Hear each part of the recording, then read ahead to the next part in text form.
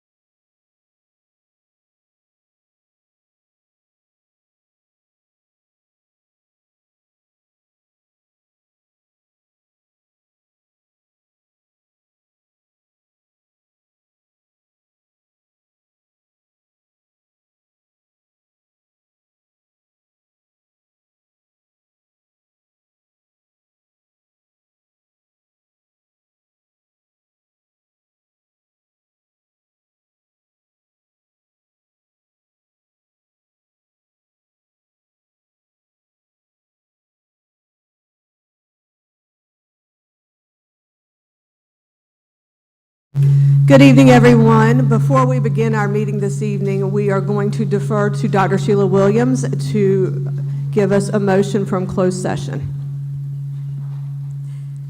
Good afternoon. I motion to accept the superintendent's report and recommendation for personnel action as presented. Okay, we have a motion. Can I have a second, please? I'll second. Thank you, Ms. Warden. We have a motion by Dr. Williams, a second by Ms. Warden. Can we see a positive yes vote by a show of hands? Let the record reflect there are 4 votes this evening, Ms. Parker, and they were unanimous yes.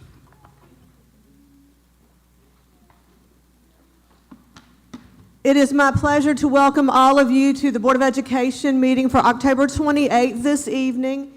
At this time, would everyone please stand for the Pledge of Allegiance? I pledge allegiance to the flag of the United States of America and to the republic for which it stands, one nation, under God, indivisible, with liberty and justice for all. Please remain standing for a moment of silence.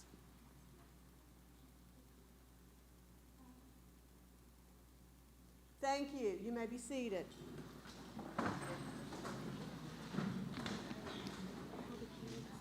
I'd like to take this opportunity to welcome everyone out this evening.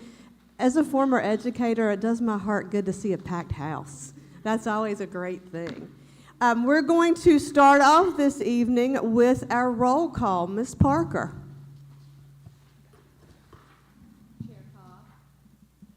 Here.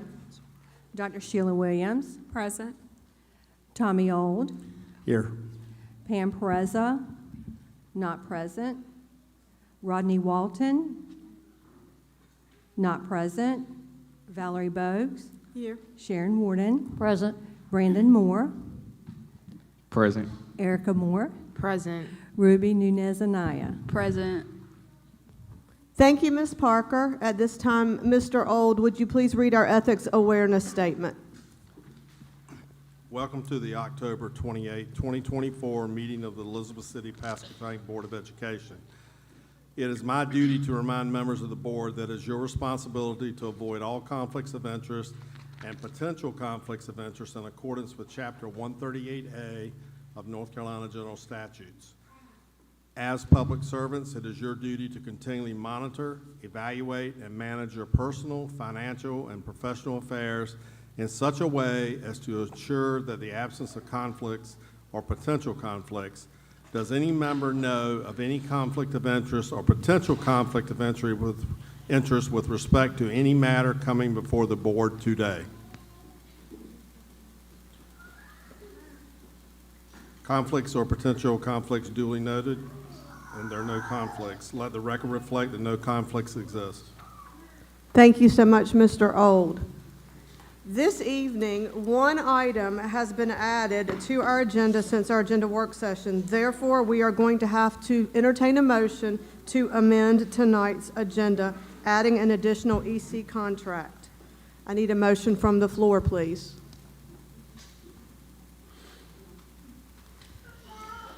I move that we amend the agenda for tonight's meeting. Thank you. It has been moved. I need a second. Thank you, Ms. Bogues. So we have a motion and a second. If all could show a yes in favor by show of hands, please. Let the record reflect that for those present this evening, that is a unanimous vote. At this time, I'm going to turn over our meeting to Dr. Parker. Madam Chair, you still need to approve the agenda after the Oh, amendment. I'm sorry. I skipped right over that, didn't I? Let's go backwards and make a motion. We need a motion to approve this evening's agenda. I move to approve Thank the you. agenda as presented. Thank you, Dr. Williams. I'll second. Thank you, Ms. Warden. So we have a motion and a second to approve this evening's agenda. Could we please have a vote of yes by show of hands? Let the record reflect that is a unanimous vote for those present. Now we'll turn things over to Dr. Parker, who does our recognitions for this evening. Thank you, Madam Chair, and we'd like to kick off this evening with recognizing some important folks that are here with us, and we're going to kick off with our friends from our pre-K program at Sheep Harney to come forward. So we're going to ask our pre-K coordinator, Ms. Danny Morris-White, to come forward, and followed by her will be Principal Sneed at Sheep Harney with some additional recognition. So, Danny, if you would come forward and introduce some of your folks here, we'll kick it off tonight with some of these recognitions.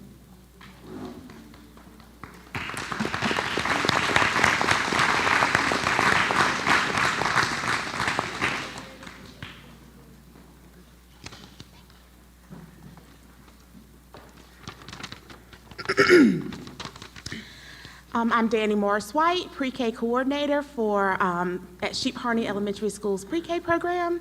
And tonight I have the honor of introducing two staff members tonight for our Employees Exceeding Excellence Awards.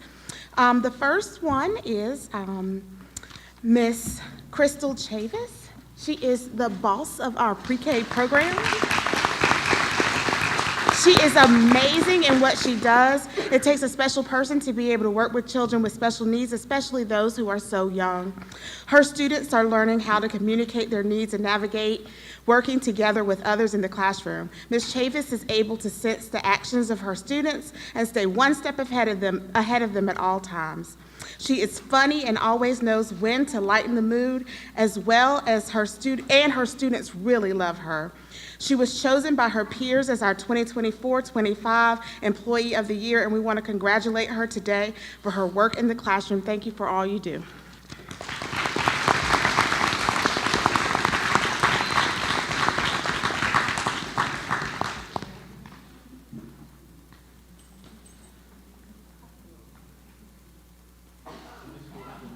Oh.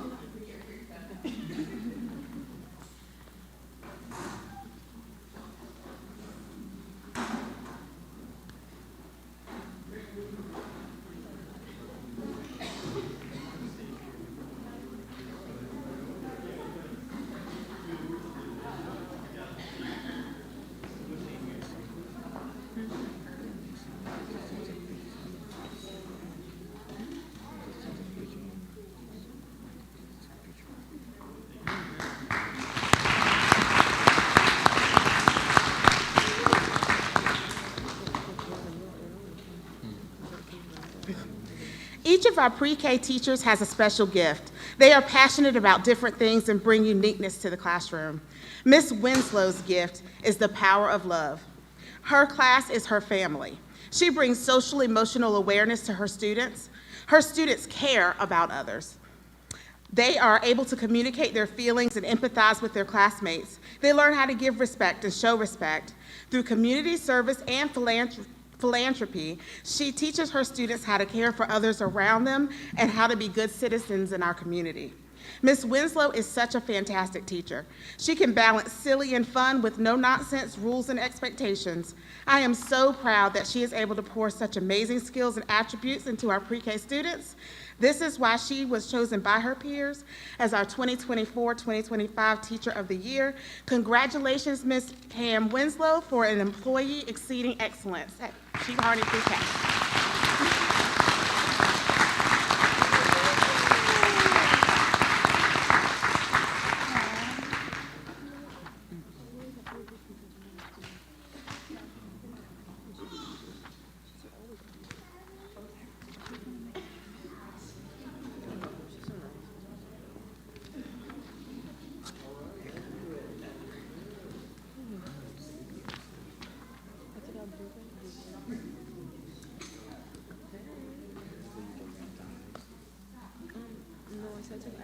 It's not really working.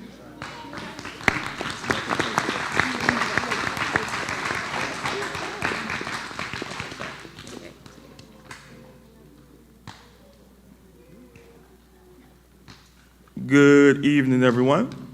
Good evening. My name is Jonathan Sneed. I am the principal of Sheep Harney Elementary, and joining me tonight are my assistant principal, Ms. Jennifer Cranford, as well as, she didn't come.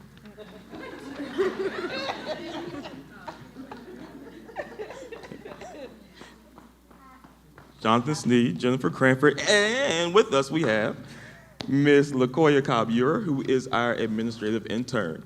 So tonight we have a couple of staff members that we would like to recognize, as well as a number of students as well. During the month of September, we set out to recognize some individuals who are just doing an amazing job both in the classroom and out. And so the first person we will recognize tonight is our September Teacher of the Month, who was essentially nominated through the kind words and shout-outs of her peers. And so tonight we recognize Ms. Haley Phillips, one of our grade 2 teachers over at Sheep Harney Elementary.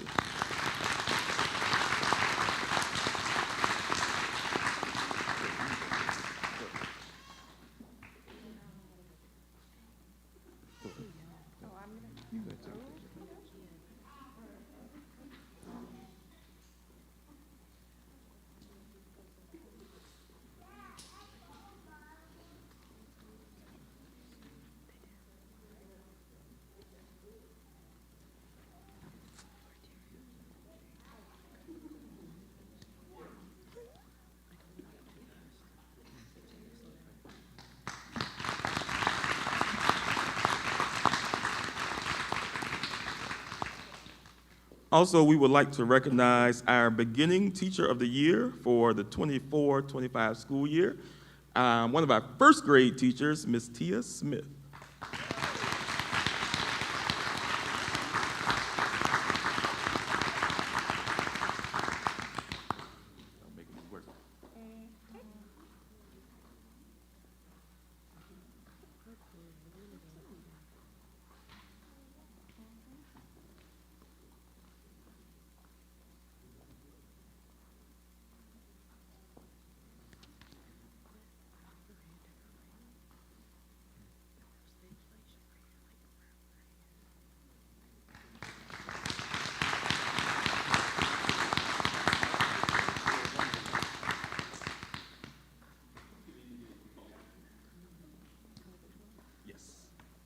And our next group of individuals are going to be our amazing students.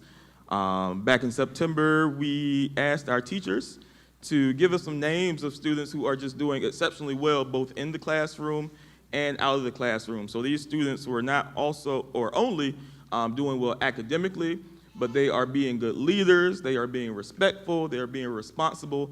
They encompass all of the qualities that we would like to see in our Sheep Harney Eagles.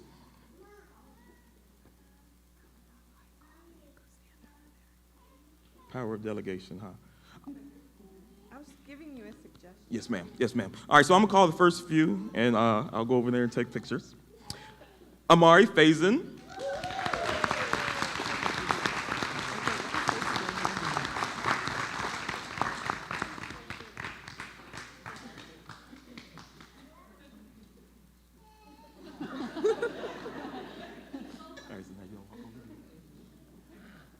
Jordan Ellis.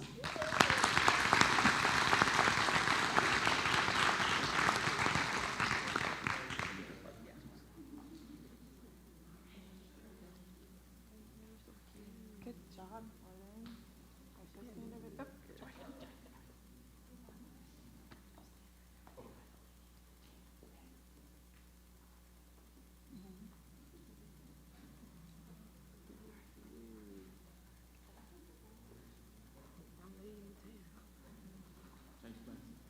Okay, do you want me to come or Honesty Armstrong.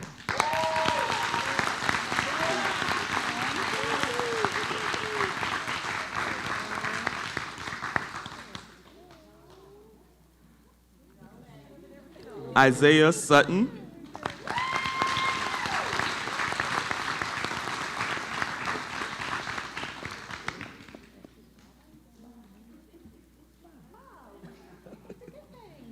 He's sleepy. Nevaeh Lamb.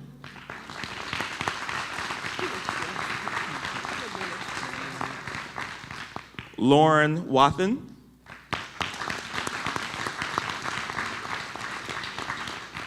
Trayvon Glasper.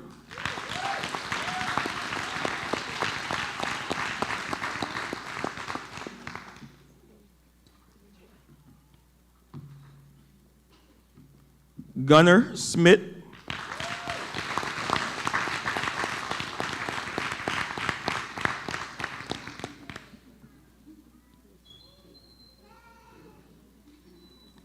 Charlotte Valentine.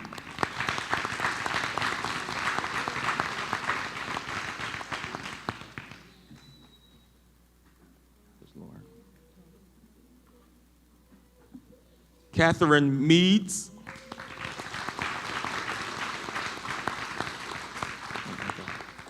Lauren Wathen.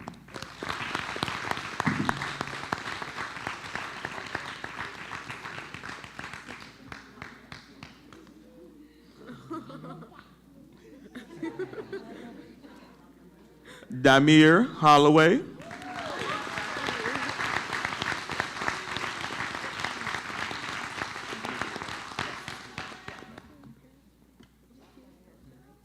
Nivea Baum.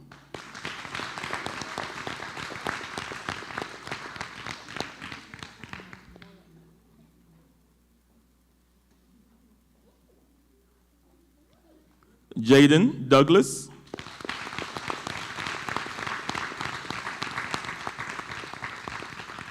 Cameron Prince.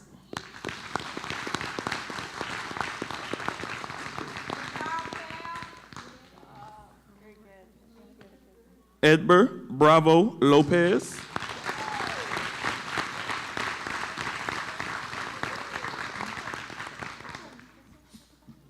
Tristan Sawyer.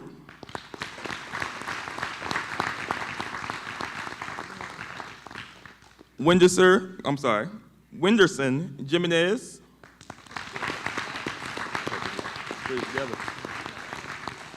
And Lucas Bennett.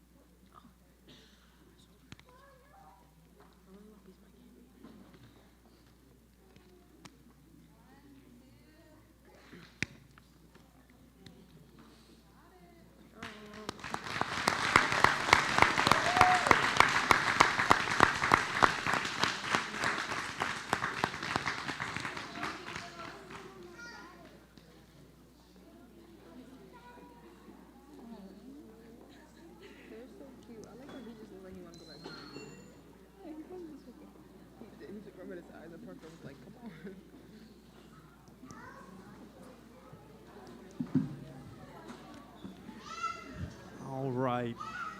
Mr. Sneed and Miss Morris-White, thank you so much for bringing that group up. An incredible group of young people and staff there, so thank y'all for coming up. We got some other really exciting recognitions here, and our J.C. Sawyer students are going to perform for us in a minute. But before we ask our Sawyer students to come forward, we want to take a moment here and recognize some extremely important people that are joining us here tonight.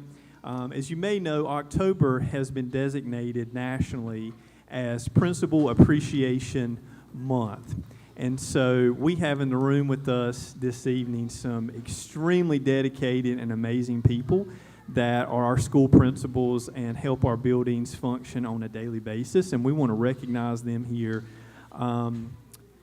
But October is a month where we can recognize the essential role that our principals play in making schools great. Principals are among the hardest working, yet often least recognized individuals in our public school system. They have one of the hardest jobs, yet the most impactful jobs that you can have in a school system. The principal is responsible for setting the academic tone in their building, supporting teachers, ensuring that students meet behavior and academic expectations, answering the phone when the superintendent always calls and asks, "Are you fired up?" Ready to go. And honoring and protecting the importance of public schools in our community. And our public schools matter to our community. They're the heartbeat of our community, and the principals are a steward of the proud legacy we have of public education here in the great city of Elizabeth City. For all of these things and more, tonight we just want to take a little bit of time to say to the amazing school principals that are here, thank you. You deserve more words than that. You deserve a bigger paycheck than you get. You deserve more hugs than you get from us. But tonight is about a night to say thank you for the work that you do. And so let's give our school principals a round of applause.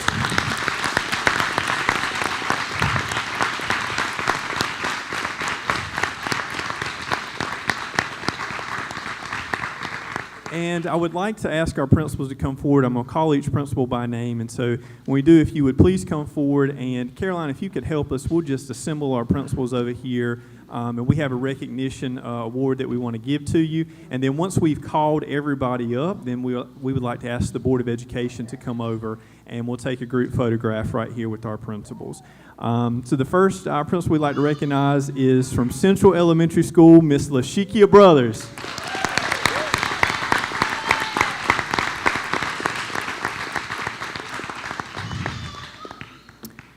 From J.C. Sawyer Elementary School, Miss Kim Robertson.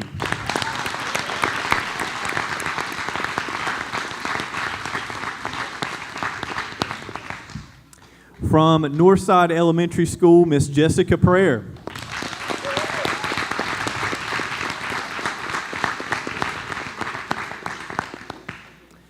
From P.W. Moore Elementary School, Miss Stephanie Ambrose.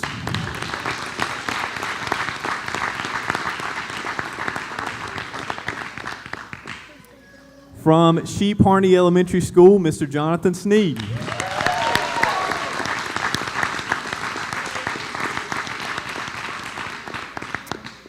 From Weeksville Elementary School, Mr. Jim Schiffbauer.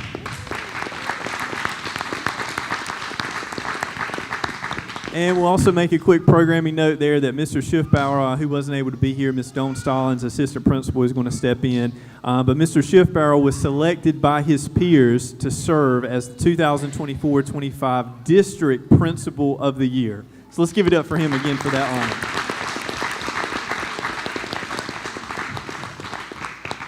From Elizabeth City Middle School, Ms. Sharon Bell.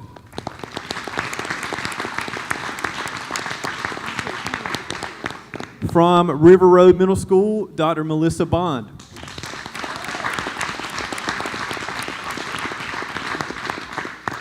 From the Elizabeth City-Pasquotank Early College, Ms. Jennifer Lee.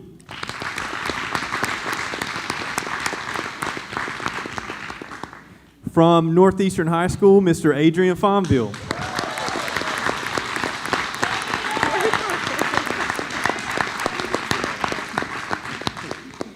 From Pasquotank County High School, Ms. Delicia Moore, being represented by Assistant Principal tonight, Ms. Devin Wilder. And representing HL Trigg, our Alternative Learning Program, Mr. Chris Paulette.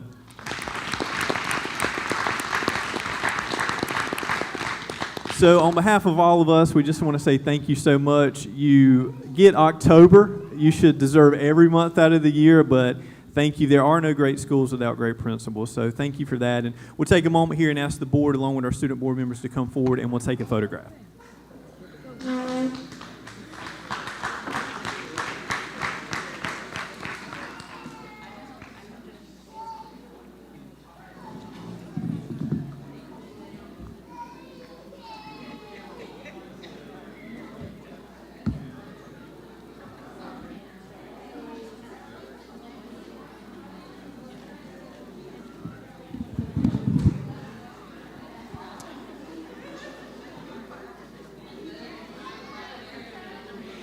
And we are going to also ask Ms. Danny Morris-White to come forward, who is our pre-K coordinator. So Danny, if you come forward and join us over here, and let's give it up for Ms. Morris-White.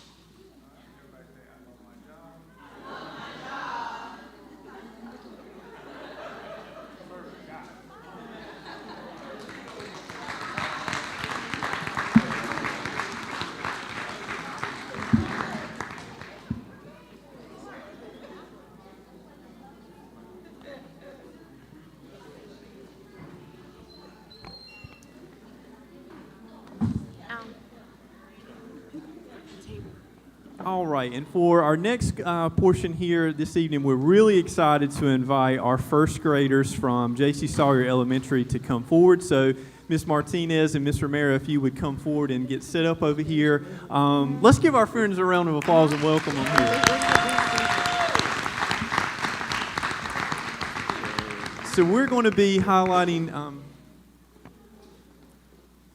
and thank you, Ms. Bogues, for reminding me on that for our principals here, before you leave tonight, please pick up one of the mums that the Board of Education is providing here, just as a small token of our appreciation for the work you do for Principal Appreciation. So when we end here, principals, please choose a mum of your choice, and just know how much we value and appreciate the work you do on a daily basis.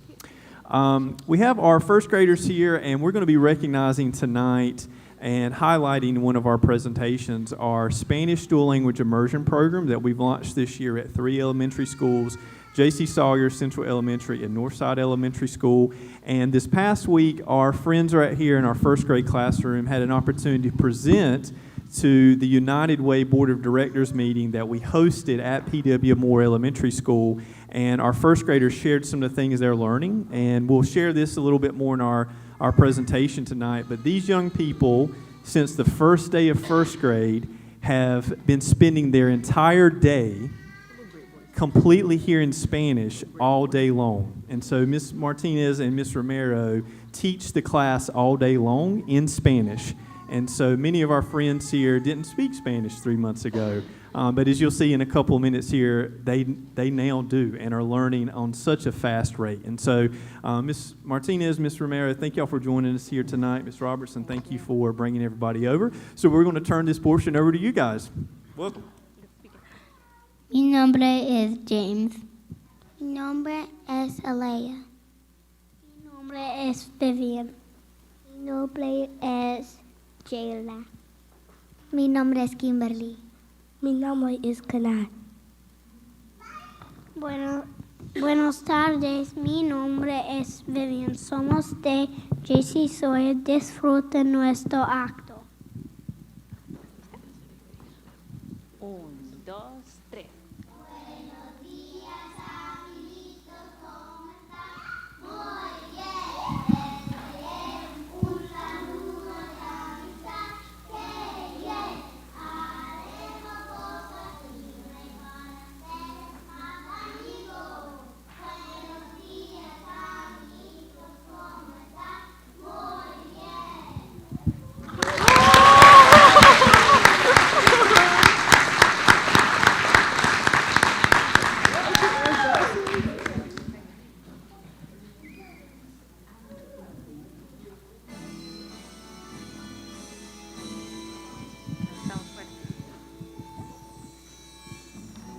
Ami de gudazu kaidi.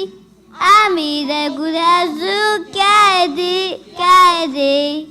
Rojo. Me gusta el rojo, me gusta el rojo, me gusta el rojo. A mí me gusta el rojo, me gusta el rojo, me gusta el rojo. Colores, colores, ¿qué color te gusta? Colores, colores, ¿qué color te gusta? A mí me gusta el verde, me gusta el verde, me gusta el verde. A mí me gusta el verde, me gusta el verde. A mí me gusta amarillo, me gusta amarillo, me gusta amarillo. A mí me gusta amarillo, me gusta amarillo, me gusta amarillo. Colores, ¿qué color te gusta? Colores, colores, ¿qué color te gusta? A mí me gusta a mí me gusta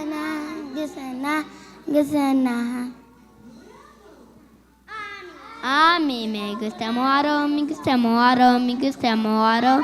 A mí me gusta moro, me gusta moro, me gusta moro. Colores, colores, ¿qué color te gusta? Colores.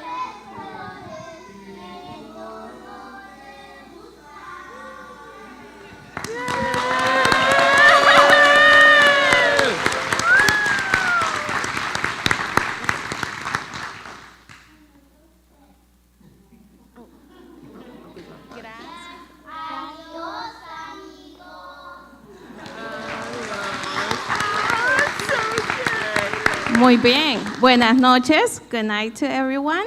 And we are very happy to be here. And they have some stuff to say still. A ver, ¿cómo se dice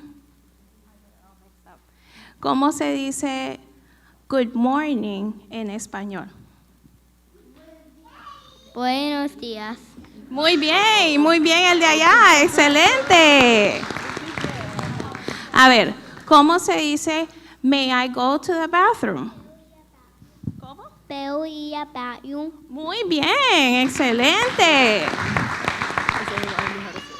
A ver, mi primer grado. Y hoy, ¿cómo están? ¿Cómo están? Bien. ¿Solo bien? ¿O muy bien? Muy bien, excelente. ¿Cómo se dice, can you tie my shoelaces, please? ¿Puedes amarrar mis zapatos? Excelente, fabuloso, un aplauso. Thank you very much for everyone. Thank you to our parents for our enormous support that we've had over these 3 months. Thank you to Ms. Robertson, Ms. Wood. Thank you for all the love and help. Thank you, Mr. Parker, as well. Good night.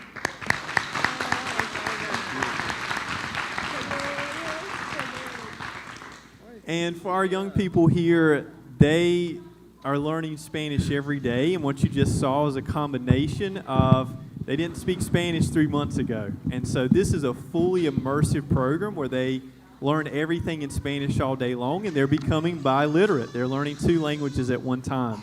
And we're so excited for this program to have launched. Tomorrow, for anyone that's here, we would like to invite you to come to J.C. Sawyer at 9 o'clock if you're available, and we're going to be giving tours to the public to these classrooms, and you'll have an opportunity to come in and see how our young people learn everything in the standard course of study all day long in Spanish. And so we're hosting a global symposium tomorrow at J.C. Sawyer to kick off the interest registration for our programs next year. And so if you know anybody that is going into kindergarten or first grade next year, you want to sign up for this program, and tomorrow is a way to highlight and kick that off. So to our first graders, to our team, to J.C. Sawyer, thank you so much for coming, and we'll just give everybody another round of applause.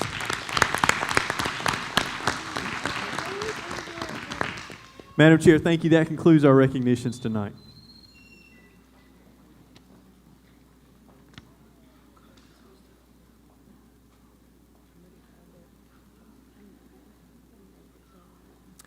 And we'll get ready to queue up our 2 videos tonight. So we do want to highlight our pre-K program and Sheep Harney Elementary tonight. So we worked with Ms. Morris White and Mr. Sneed and teams to produce 2 videos for you, and we're going to get ready to play those. So team, if we can play the pre-K video, and then immediately when that concludes, we'll roll into and play the Sheep Harney video. Hi, welcome to Pre-K. My name is Danny White, and we are so excited to be able to share our Pre-K program with you today. The purpose of our Pre-K program is to begin to build foundational skills for students so that they are ready for kindergarten. Pre-K is way more than just play. We integrate literacy, mathematics, social and emotional skills, along with science and social studies. In our Pre-K, you will see students engaged in a multitude of academic, rigorous activities throughout their play experiences. Another amazing component of Pre-K is our family and community engagement. Our team plans fantastic Title I events for our families each year that allow parents and students to be able to interact with each other and our school environment, as we provide hands-on learning activities, resources, and help for our parents to engage fully with their child. I'm Pamela Winslow, Pre-K Teacher of the Year. This year, we have intentional themed centers. Centers based on, such as this month, pumpkins or fall. We have centers where they're counting pumpkins, 1-to-1 ratio. Small groups where we're learning our letters and themed P for pumpkin. We're learning that letters or words are intentional. Also, we do small groups where we're using emergent writing so that letters are part of their learning in books and everything else. Also, we have introduced Haggerty to our kids early to start the learning process with letter sounds and beginning and ending sounds so that they can be ready for kindergarten. My dream for the rest of this year is for the kids to definitely elevate, to rise up from what they came into, because we definitely have some children who were in the basic of not even knowing their names to now writing, understanding all the letters have sounds, and that their names have meaning too. Hello, I am Krista Chavis. I am the teacher assistant. I also won Teacher Assistant of the Year. I work with a 3-year-old special pre-K class. We have 2 rooms, a 3-year-old class and a 4-year-old class. In our class, we work on IEPs, learning activities, and we also do crafts. This year is going great. They are actually learning a lot. Some of them are learning their letters, their numbers. We're just having an awesome year so far. We have an amazing year of learning and growing planned for our students this year, and we can't wait to begin transitioning to the new Pasquotank Early Learning Center next year, with the hopes of being able to reach as many 4-year-olds as possible in Pasquotank County. To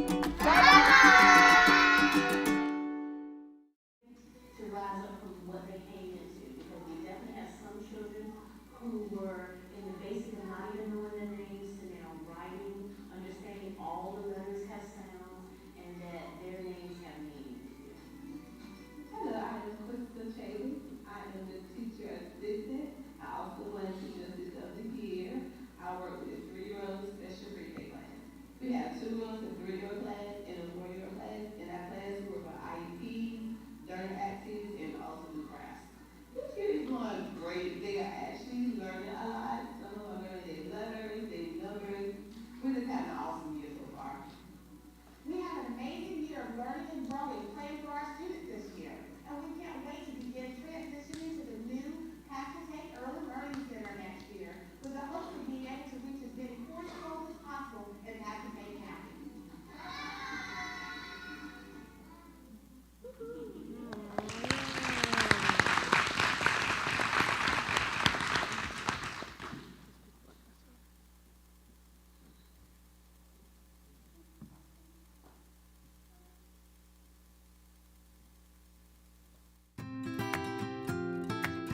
My name is Jonathan Sneed. I'm the principal here at Sheep Harney Elementary School.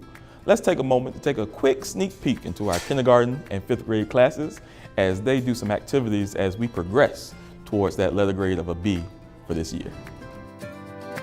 We are studying U-Fly and Haggerty. our kids are learning in U-Fly this week. We're studying CVC words and the letter N. In Haggerty, we're learning about the itsy bitsy spider, and we're also learning how rhyming helps us to decode and encode words. So far this year, we have seen tremendous growth. I have had students that come in not able to write their name, identify their name, and just last Friday, that student made 100% on Progress Monitor. Go ahead, girl. And also in Haggerty, students did not know the first letter or the last letter in the words, and now they could do thumbs up if they rhyme, and they know the beginning sound, end sound, and that's how we're gonna blend, and that's how they're gonna learn how to read. And I also told them we need letters to form words, and when we know our letters, we know how to read. And with that, at the end of the school year, we are expecting 85% proficiency in June of 2025. And we're gonna get that 85%, maybe even soar to 90%, because we got this in kindergarten. This is my 5th grade class. We are working on weather, and it's one of the first 5th grade goals is weather. So we're doing an anchor chart on weather. They're using art integration to create their own anchor chart on all of the weather tools. The goal is for them to understand weather, how the meteorologist works, and then they need to be able to explain the patterns of weather. So we do like cold fronts, warm fronts. The science goals are changing for 5th grade, so they have to be able to explain more in depth and dive into it deeper. So we have done that by doing some experiments, explaining some stuff to the younger grades to dive deeper into their science. So what you're seeing today is a collaboration between kindergarten and 5th grade. Kindergarten introduces weather, 5th grade goes into detail about the weather cycle. So we have our 5th grade students coming in to teach our kindergarten students about the weather cycle. The kindergarten students get really excited to see the big kids come in, and the 5th graders really take pride in teaching the kindergartners what they're doing and going through the water cycle. So it's a really fun connection between the 2 grade levels. We've had a good start to this year in 5th grade. We are working on the children becoming more independent thinkers, thinking through more things, because we know as they prepare for middle school, they're gonna have to be independent and work harder and not have as much teacher guided as they do in elementary school. So our theme for this year is Together We Soar, and our teachers have really picked up and run with it. You see collaboration amongst our 5th grade, our kindergarten. You also see collaboration with our parents and all of our stakeholders. We're all working together, so by the end of the year, June 2025, Sheep Hardening can say we've reached a level B and exceeded growth. Thanks for stopping by.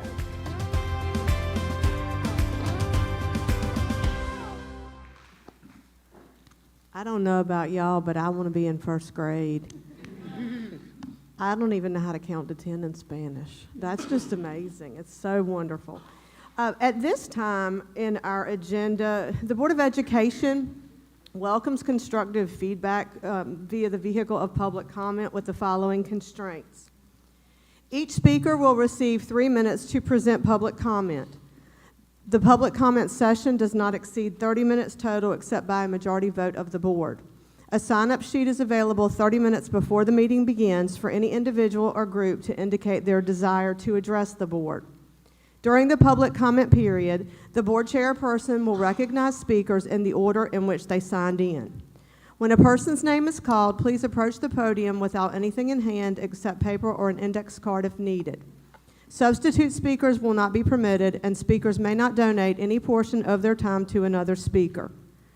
If a speaker is unable to present all of his or her information within the specified time limit, the speaker may provide the board with additional information in a written form. The chairperson will preside over the public comment period. Board members will not respond to individuals who address the board except to request clarification of points made by the presenter. The speaker will be made aware when his or her 3 minutes is up. At that time, the speaker must leave the podium without comment and either return to his or her seat or leave the meeting. Except in cases of emergency, information received during presentations will not be acted upon at the time received. It takes a unanimous vote of board members present to take action on a presentation considered to be of unusual or emergency nature at the time it is presented. Disruptions by any person or persons of a public meeting will be held in action accordance with GS 143-318.17. And these are parts of board policy regarding public comment, policy 2310. Tonight, we have one individual who has signed up for public comment. So we would call up at this time Mr. Lyon. And Mr. Lyon, when you approach the podium, Ms. Parker will be your timekeeper, and she will let you know when your 3 minutes begins and ends.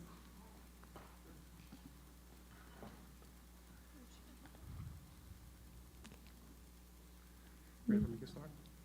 Mr. Lyon, I'm ready. Okay, no worries. Good morning, board members and Superintendent Dr. Parker. I'm excited to be able to come here and speak with you this afternoon because I'm just a recent resident to Elizabeth City, and I'm just in awe of the many great things that are here in this city. Seeing the synergy that's going on amongst the school system so far is fantastic to see. Unfortunately, I don't have the same sentiment with River Road Middle School because they really lack the resources that are necessary to give a learning environment that makes sense for our kids. There's leaks in the ceilings, there's latches on the bathrooms that don't lock so students can't have privacy. So these are all things that go into the environment that a student learns on, and especially considering that the grades of that school is not as high as some of the other schools here, I would love to see some of the basic facilities taken care of. Dr. Parker has done a pretty decent job with communicating with me regarding what's going on with the lack of maintenance staff and the other, I guess, issues that you may have with retaining that staff. But we certainly need to have these things taken care of, because if not, I'm going to have to find another school for my daughter. I never thought that in this year, 2024, that my daughter would have to attend a school that lacks basic facilities issues. On top of unresponsiveness in terms of getting issues with Power School sorted away, I literally waited almost 2 months to get my daughter's grades from being a transfer student in this school. And so I come to find out that these things were something that Dr. Parker was unfortunately struggling with, that he didn't get help from other individuals. But I implore this, I'm not going to put all this on him, because a lot of these facility issues and this mess that was created was something that previous to him even being here. So that comes down to renovating your buildings. It comes down to simple communication with parents, things that can be resolved in a very timely manner. But I am happy to see all the progress that other schools have made, but I challenge you to look at River Road Middle School and employ some resources in that school and help Dr. Bond along with her administrative staff. Thank you. Thank you so much, Mr. Lyon, for your comments this evening. Mr. Lyon was our only person registered this evening for public comment. So we are going to move on now in our agenda to our superintendent's report. I usually say this about this time in every meeting. People get antsy because they want to go home and cook dinner, or they want to go, they want to know, when is it right for me to get up and leave? If you'll let us get through our student board reports, we will take a couple-minute recess, so those of you that want to leave to go home and cook dinner can do so graciously, and that way you don't feel like you have to sneak out. So we'll go to Dr. Parker now, and he will give us his superintendent's report. We'll do our student board reports, and then we'll take a very short break. Thank you, Madam Chair. Just want to share a couple of things here. First, I want to recognize Pasquotank County High School Principal, Ms. Delicia Moore, and Dr. Katina Waples, who is our Executive Director for Elementary Schools, for having been invited and accepted into a EVOS Academy, which is a program that's being hosted by the North Carolina Department of Public Instruction for educators that have demonstrated an exceptional understanding and knowledge of the growth system that tracks and measures how students make progress in our schools. And they'll be going through a year-long academy to learn even more advanced features and best practices about ensuring students grow. And so I want to recognize them and congratulate them for representing the district there. I had recently had an opportunity last week to join students at Northeastern High School. I was invited to attend an event that the Student Government Association hosted at 6:30 in the morning, which was a sunrise service on the entrance to the football complex. And Erica and I guess honorary Northeastern Eagle, Brandon Moore, was there. Bright and early, and it just proves that if y'all can get up to the sunrise service, y'all can be on time for first period. Because they were happy. They did have Bojangles biscuits out there and a lot of stuff. But I just want to recognize the students for taking initiative. And I believe Mr. Fawn was still here, but I believe the student government came to Mr. Fawn with those ideas, and he certainly gladly supported those. So good to see some student activity at Northeastern in that way. We recently completed a conference that we're in our third year of hosting, and that was on October 14th, and we call it the Ignite Conference. And so that October 14th was a required teacher work day, but our curriculum department hosted a conference held at Northeastern for all of the staff in the district were invited to attend. Many people helped contribute to planning and organizing that day, but particularly Ms. Terry Wilson took a lead role in organizing that along with our curriculum team and our talent development department. And so I want to thank everyone that helped contribute to make it work, many of whom are in this room. But we had, I think, right at 100 sessions that were available to our staff, from teaching best practices to a lot of things that were going on. We had a lot of community partners that joined us that shared resources available to our staff and community. The State Employees Credit Union was there. Albemarle Hopeline was there. We had some locally elected officials that support us that were there. I wasn't able to get out to attend this session, but I did see some of the photographs we posted online of a session that was held for some of our school support and custodial teams of how to properly use a fire extinguisher and put a fire out, which I would say is a good skill to have. So we really had some sessions that were available to everybody. So I want to thank everyone that helped put that on. Every year that conference has grown and grown and grown. And so it's really cool to see that expanding. And this year we had staff from neighboring districts that came to join us for that. And so we're excited to see that continue to grow. We've had some school teams that have recently completed some inspiration visits and have gone to learn about some programming that some public school districts are implementing in North Carolina. I was able to join our innovation team recently, and we traveled to Wake County Public Schools, and we were able to visit Apex High School, Enloe High School, and we were able to look at some career academies that those schools have. Ms. Sheila Overton, I see right here, was with us, and we're really thinking heavily about how we can leverage our career and technical education department to expand programming and be able to help students receive more opportunities as they move into high school. And so we learned a lot of things on the visit. And so we're excited to continue to plan to look to implement some new programming come the spring. You may have read in the newspaper. I want to thank our friends at the Daily Advance for helping us tell the story about a parent night we had a couple of weeks ago, where our innovation department, Ms. Kelly Cow, who's here, our director for talent development, was able to host. We invited parents to come out and give us feedback on 3 programs that we are launching right now. One is a concept of a micro school.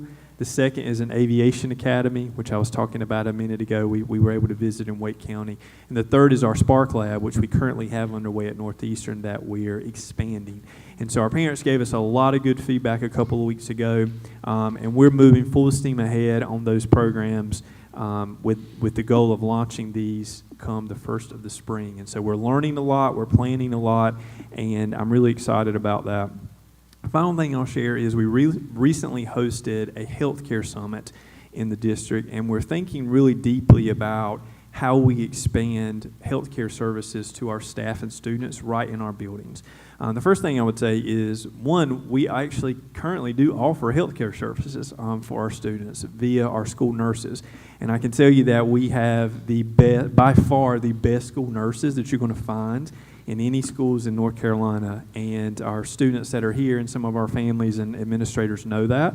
Our school nurses do well above and beyond what you would imagine a school nurse would do. From traffic duty, from lunch duty, from helping cover classes, from making phone calls to parents. They're really phenomenal parts, key players in our schools.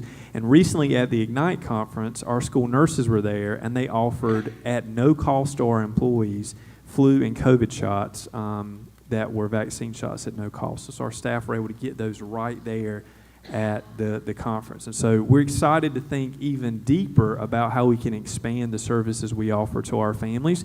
And we invited some partners of ours from Duke University, our community schools partnership with Mr. Hip Barcliff, and many of our partners from Centera. And we had a really solid conversation about ways we can partner to make sure our families have access in our buildings to more health care. And so Brandon and Erica were able to join us. Ruby was on deck to join us, but she had to be at class at COA, and so we had a really, really powerful moment there. But I want to thank our student board members, Erica and Brandon, who joined us, and then Ruby, who's participated in some recent events, for really becoming some monumental advocates for the school board. Several of us have been in some events recently with Brandon, Erica, and Ruby, and we've left the events with the public and some of our partners really amazed that they're in high school, thinking that they should actually be running the school system. And so I just want to thank our student board members for really stepping up and beginning to really take on the role of a student board member and becoming really strong advocates for the school system in some of the recent events we've been at. So having said those things, Madam Chair, that concludes my report. Thank you, Dr. Parker. I do want to just echo that very quickly. During the Ignite conference, the school board actually had a booth, an informational booth, and we gave away some prizes and asked for and solicited some feedback, and I didn't have to do anything except go walk around and look at sessions because our 3 amazing student board members ran that booth, and they didn't need anybody else to do it, and they did us proud. So we're very thankful for the representation that they provide to us. During this time in our agenda, usually Vice Chair Pereza is the one who addresses the audience and leads into the student board members. She was unable to be with us tonight, so we're going to ask Ms. Bogues, who is also on the committee, to stand in her place this evening. Okay, good evening, everyone. At this time, we would like to hear from the student board members, Erica and Brandon and Ruby. Thank you, Ms. Bogues. Good evening, everyone. I hope you guys had a phenomenal month of September. Before I start, I want to say that I'm truly impressed by the kindergartners over there at J.C. Sawyer. That was amazing. But we've been busy. Our student leadership teams at Pasquotank County High School have been on the move. Our senior council is starting to mirror the same voice from the district into our school system. We also had a new sound system installed in the gym last week. Ms. Moore was actually showing me, and it was pretty cool. We're excited for our basketball season and all the events that we're going to host. Our band also competed in the 49th Annual Peanut Festival Battle of the Bands and placed first in all categories. We also hosted the annual Panther Band Classic, and our drum major, Maddie Detro, placed third. So that's the sound of the North Side. Our ROTC unit had the opportunity to visit the Virginia Air and Space Science Center and learn about different aircraft, experience simulations, and learn about astronaut training. And we also had our first round of promotions. So congratulations to our cadets. College App Week had us busy as well. We've had guest speakers come out to talk about the 4 E's, which are employment, entrepreneurship, enlistment, and enrollment. We've invited Pasquotank County alumni to come out for those events and support our students. And ending it on a positive note, our community really showed out as our National Honor Society chapter hosted a supply drive for Hurricane Helene. Our advisor took 3 trips to unload her SUV because it was loaded with supplies, which she estimated it was over $1,000 on diapers, formula, baby food, and etc. Forest Park took 2 of those loads, and the Coast Guard took 1 of them. So that really shows the support we have as a community. Thank you so much. Passing it over to Erica Moore.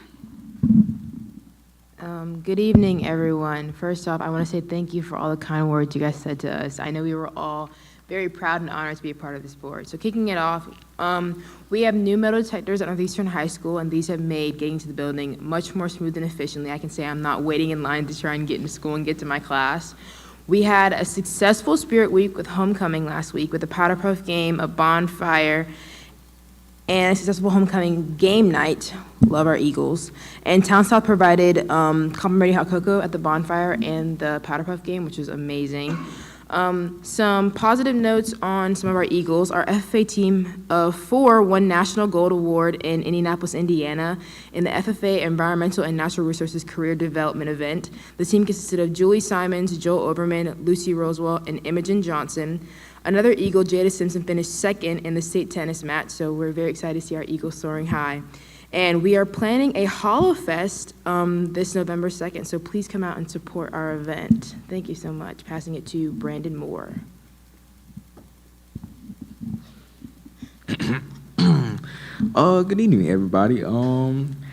I thank you for the kind words. You know, we really do work hard as student board members. You know, we try hard. It's really an honor to be up here with these wonderful people up here. At the early college, students are registering for COA spring classes. College week was last week, and many of our seniors completed their applications for college. The National Honor Society volunteered at the food bank and was able to pack 2 pallets of food, and they also collected items for the SPCA. The senior breakfast was a great success thanks to our PTO. Our PTO is selling Captain Bob's barbecue chicken plates for November 15th. If you want a ticket, let me or Miss Jennifer Lee know. SGA will be representing the early college at Trunk or Treat, sponsored by the police department. We are at the midway point in our semester, and our teachers and students are working hard. Thank you.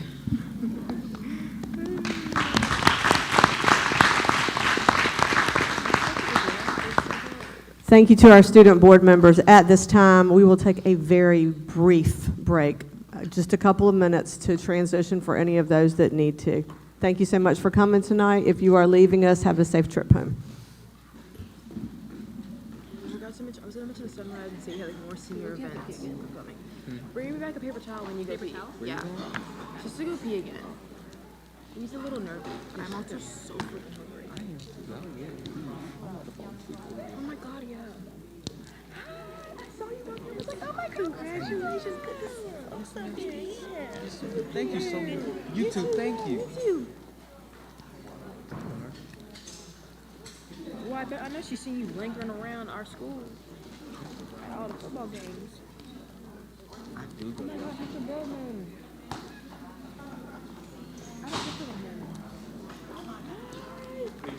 I see you from behind. How you doing? You did so good. You gave such a great report. Yeah, that was awesome. I'm a little nervous at times, but it's always fun. How is it serving up here? It's awesome. Yeah. I double check Parker gets me out a lot. Yeah, he does. You know, trying new things. You know, I'm golfing for the first time. Though I didn't really golf, it was nice to be in that environment. You know, I have a great connection with my board members, so we also have a great fun dynamic. I'm Freebird. How you doing, Brandon? Nice to meet you, Brandon. Yes, sir. It's nice to meet you too. Y'all did fantastic. It's I good to feel see like you. I feel like Dylan, I saw you. Yes, He's gonna be please. jealous. He's like, oh, Well, tell him you gotta try to serve on the board. I'll tell him. Can't do that now, can he?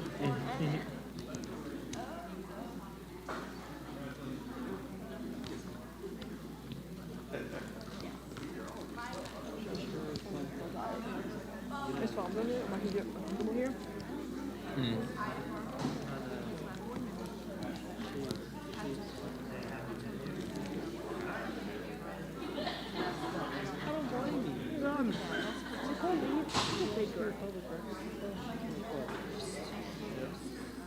But you don't want to do that because you'll probably do every stroke. My rubber band just popped in my mouth. It hurts too. Thank you. I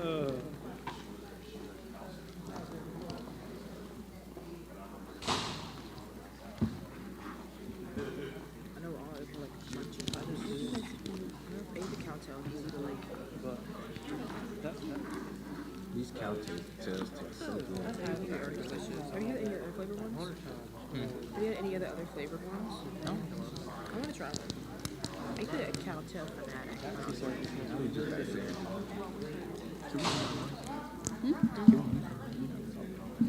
Turn around. I think it's on the bottom side. I want to eat your shit, yeah. I'm just turn it around. Yeah. that's totally fair game. My man was here.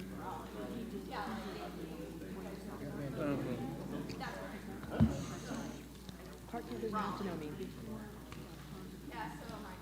Superman is an illusion to all. To mainly me.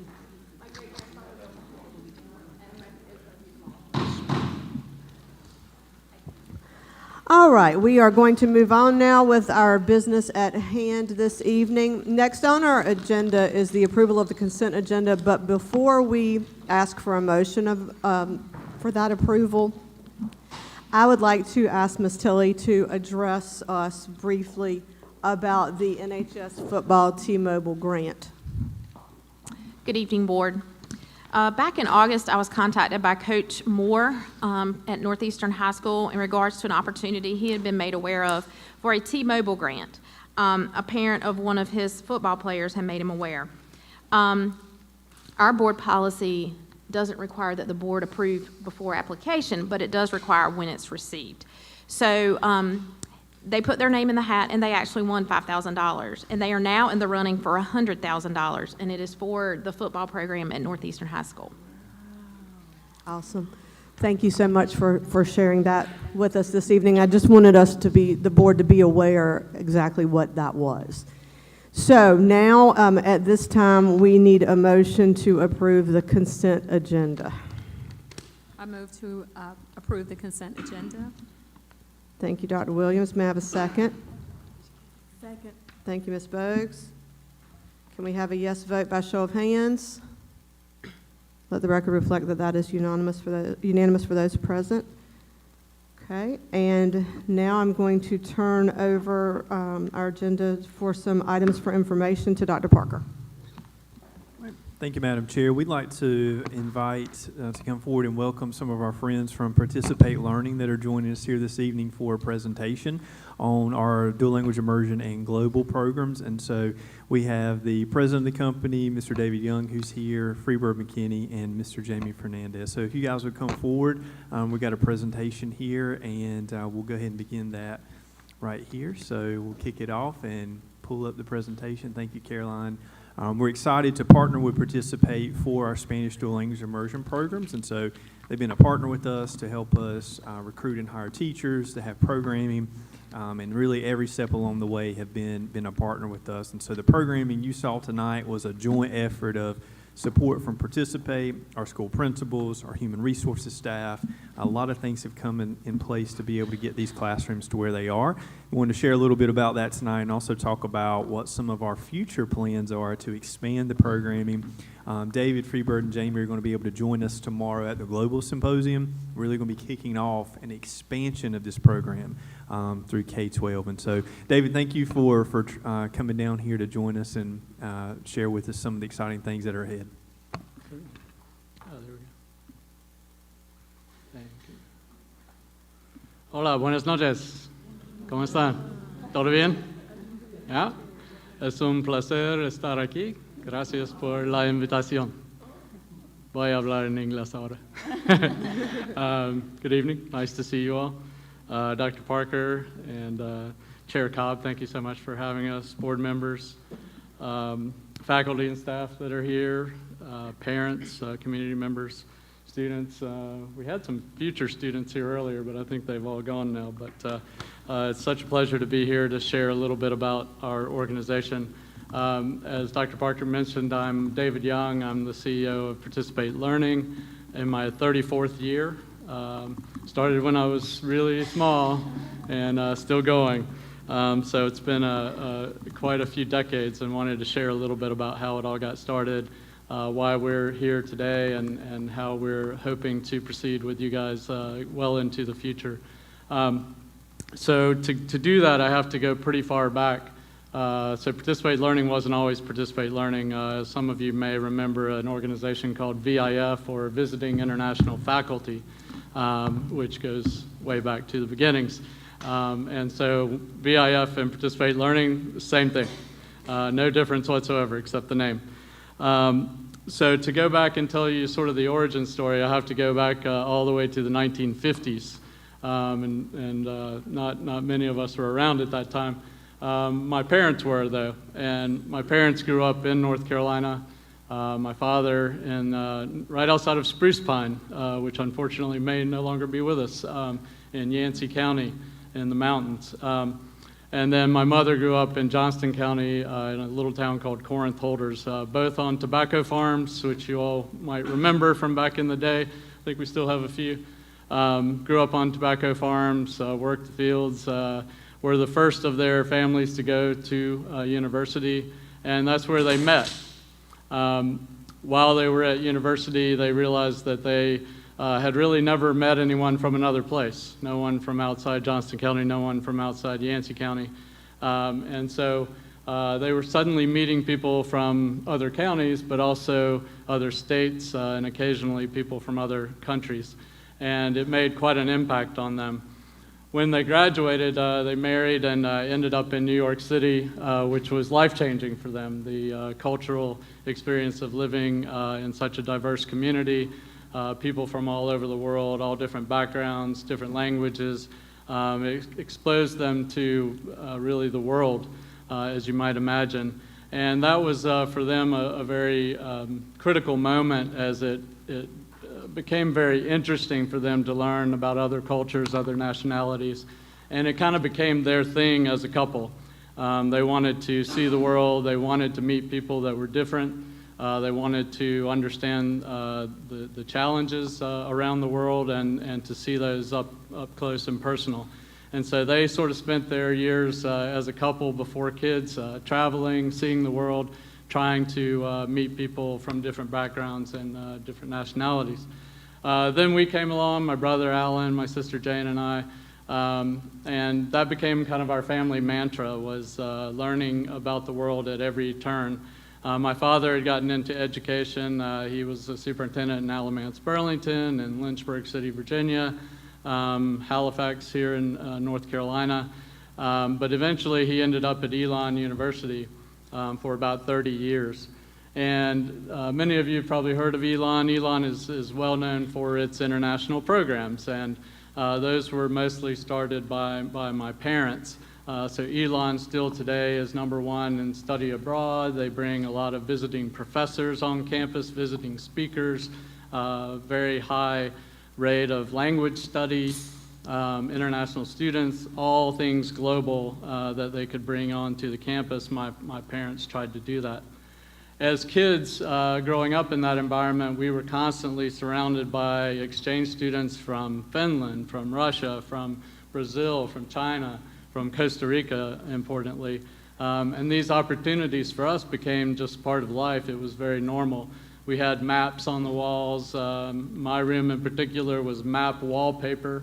I missed the second half of 4th grade due to mononucleosis, and I learned to draw every country on Earth by hand without any guide, just could draw the shapes. And that was the kind of family that we were, was pursuing all these global opportunities, studying abroad, traveling abroad, studying languages. And being on a college campus, we saw all this international activity, and we wondered why it wasn't happening in regular school, in elementary schools and middle schools, high schools. Why are we waiting until university to provide these opportunities?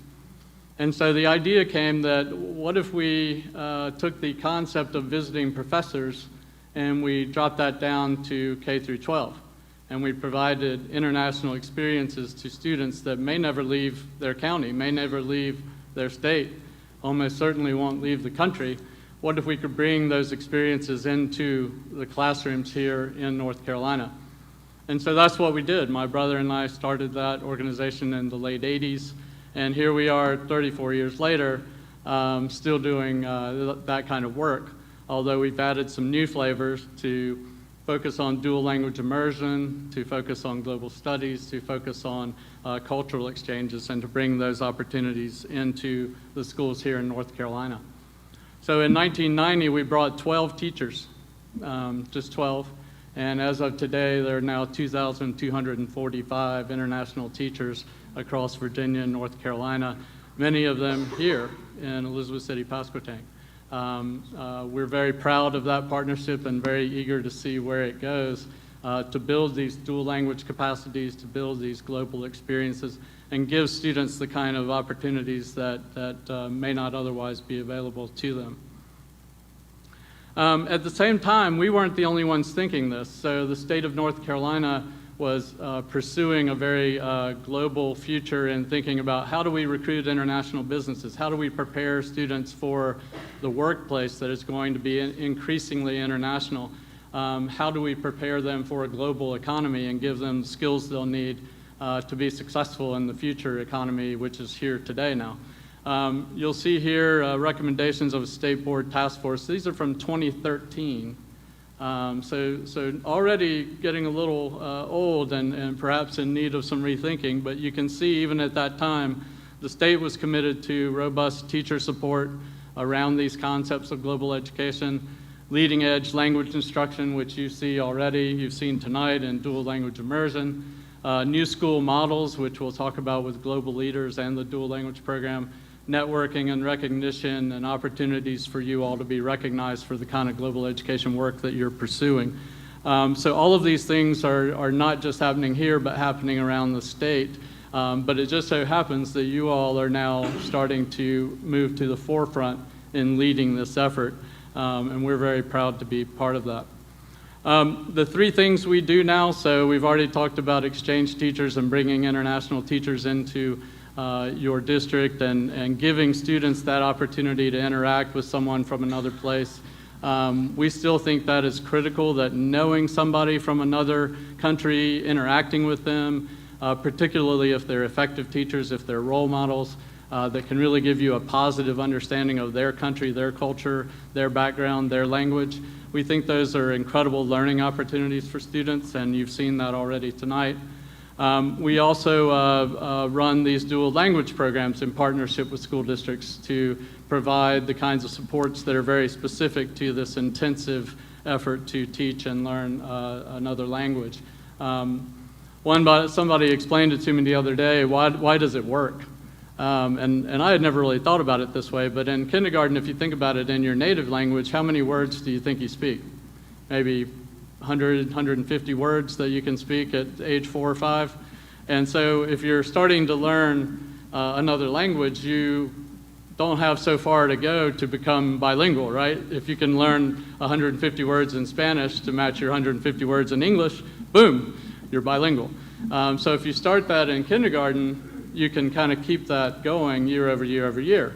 But if you started, many of you have probably taken language, you probably started in maybe middle school, maybe high school, took 3 years and probably don't speak a word like me, except for the ones I learned for tonight. So the reason it doesn't work is because by the time you reach 6th grade, 7th grade, 8th grade, you have tens of thousands of words. And so trying to catch up from 0 in Spanish or French or whatever language you're learning to catch up to that level takes a lot of effort, and it feels really difficult and really hard. And so a lot of students give up. That's why what you're doing is so important, to start pre-K, K, start as early as you can. And that's where this program is so effective. And then the last program, which Freebird's going to cover, is Global Leaders, which is a program that is designed to provide students a view of the world and a view of the world's challenges that we share, and how we can work locally to make a difference in solving these global challenges. And we'll talk about those in just a moment. So this is the network that you all are part of and have been part of for many years.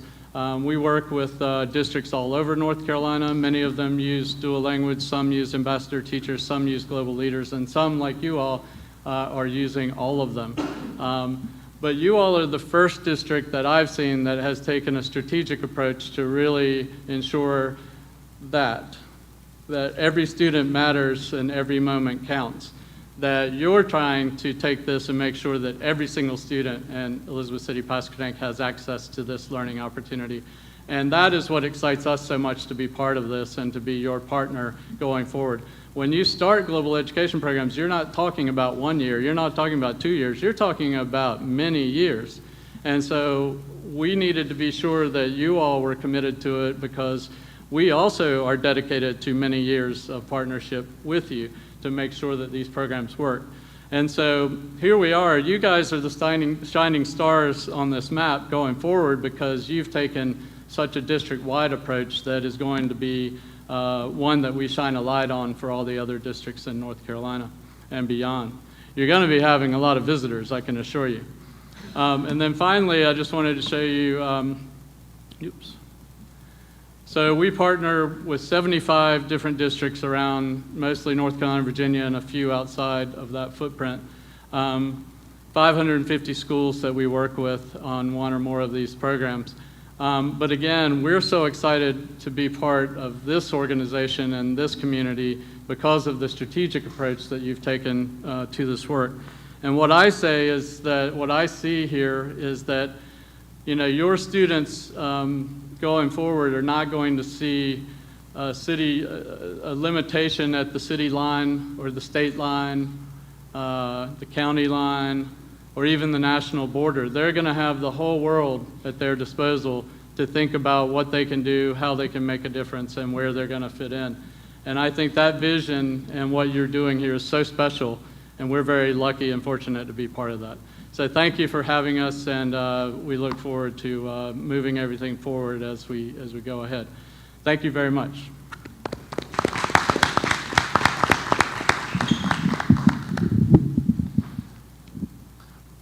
All right. Oh, no. There we go. Hi, good evening. My name is Freebird McKinney. I'm the Director of Partnership Development for Participate Learning. I've met many of you, even one of your student board members, so it's great to see you again as well. And I just wanted to briefly share on a couple of points that President Young iterated, and I want to capitalize on a couple of ways that you all, again, are leading this work. President Young mentioned Elon University. Every one of your teachers that participates in the Global Leaders certification will actually be accredited in that professional development by Elon University. That is an incredible partnership that, as President Young was mentioning, dates back decades. And we do work in partnership with them, not only at the district level with Alamance Burlington, but now within our network. We also work with Bridge USA, which is that U.S. State Department relationship. So we are the largest partnership of the U.S. State Department in J1 cultural exchange visas. So the ambassador teachers that are working in the classrooms of Elizabeth City-Pasquotank are part of that incredible partnership. We're now Participate Learning is probably accounting for about 35% of all J1 cultural exchange teachers. We discussed the partnerships offerings, and this is why we're so excited about what your strategic plan. I have to say, when I saw Chair Cobb's email a couple of weeks back, and it had a byline at the bottom that mentioned the global strategic vision, like, it filled me with such great joy, because this is such a passion of ours, but to see a district really take that and build on it and now use it as a rallying call for public schools in this region, I think it's just an incredible initiative. The Spanish dual language immersion program you participate in, eventually, hopefully, the middle school bridge program we call Conexiones, because I think a lot of districts, they start with that K-5, but then after students are matriculating to the middle school years, there's kind of a gap. So we're really excited about that Conexiones middle school program. And then you've also participated in both the Global Leaders Fellowship with some of your empowering leaders, and then also with Jamie Fernandez, who is the strategy coach for Global Leaders, currently at 3 of your schools. So you could see that, I feel like that vision. And just on a small anecdote, I travel around the country working with districts who are also considering this, and I got to share your story with Albuquerque Public Schools, who is looking at a pathway, a global pathway, and they wanted to kind of see what that might look like. So I used your vision and your plan all the way out in Albuquerque Public Schools, and also Hickory City Schools currently right now is looking at your model and considering building out K-5 dual language immersion for every student, as well as the global piece, and then moving into the middle school. So I hope, as President Young says, that you guys are ready for some visitors in the years to come, because you are being lifted up as that model. I've shared this with you before, but over the next couple of minutes, I wanted to just share a couple of the national and state initiatives that your efforts and your vision are answering. The last time I presented, we talked about that Future of Education Google report, and the #1 trend that they established and what we needed to do for the future of education was to meet that rising demand for global problem solvers. It's an incredible initiative that you guys have launched that really is answering that rising demand for global problem solvers. Also, the U.S. Department of Education raised the bar, lead the world. Also in 2022, they launched an initiative, and the third focus was creating pathways for global engagement. So you all are light years ahead of many districts who haven't adopted a strategic pathway for students to both excel at college and career readiness, which are including those global skills and competencies that Global Leaders helps to imbue, but also pathways for multilingualism. So both heritage speakers and also new bilingual learners. And we've shared this quote before. We have to teach our kids to live in a big world, even if they live in a small town. And again, to think about what President Young's parents experienced and how the world became so much bigger, but also much more connected. We are also looking at why global learning from 2 different perspectives, and I wanted to share both those briefly. And this is rooted in several pieces of research that I wanted to share with you. The first is that 87% of executives believe that organizations face significant skill gaps.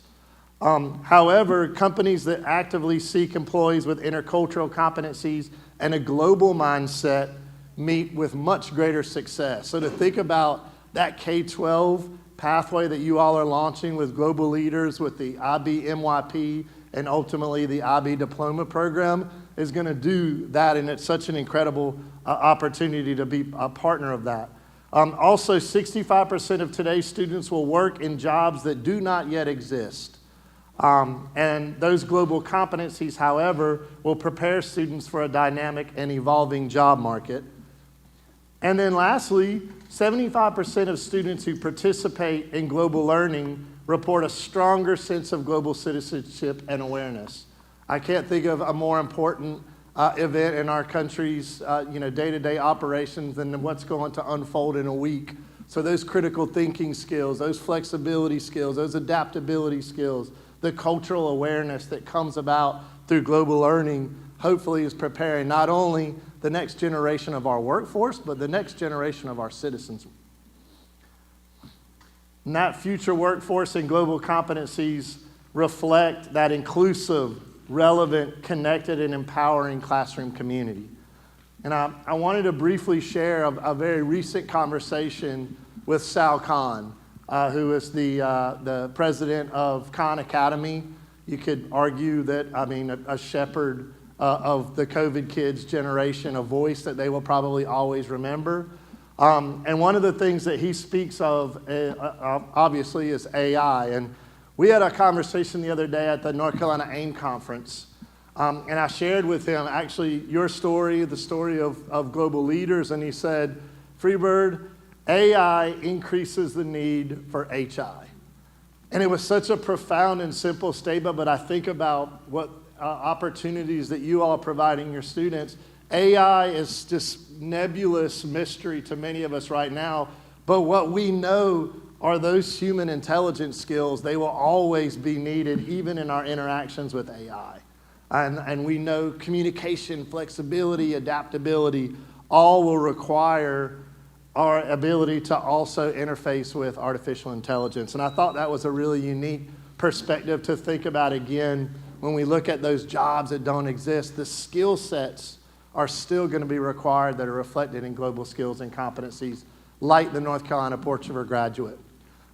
You all are light years ahead again in operationalizing this, which, if the new school accountability grade model comes to fruition, will be a part of all middle school and high school report cards, how well we're preparing our students for college and career pathways. And then, of course, from a teacher perspective, Global's mentioned 10 times in NESIS, and that's such an important opportunity for our teachers to actualize as global leaders so that they can then imbue those same skills and competencies. Dr. Parker and his team, we've kind of talked about this. I'll leave this last slide here.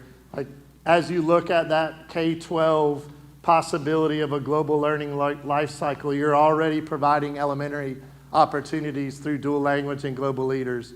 You're already preparing your students at the middle school level for global leaders in that MYP program, as well as the IB diploma program. That right there, ladies and gentlemen, is a model that all schools and all school districts, I hope, will look at, consider, and follow with your leadership. So I'm going to take a step back. We'd love President Young and I to answer any questions that you might have here tonight, and we look forward to building on these pathways with you and providing even greater opportunities to each and every student here in Elizabeth City Pasquotank Schools in partnership.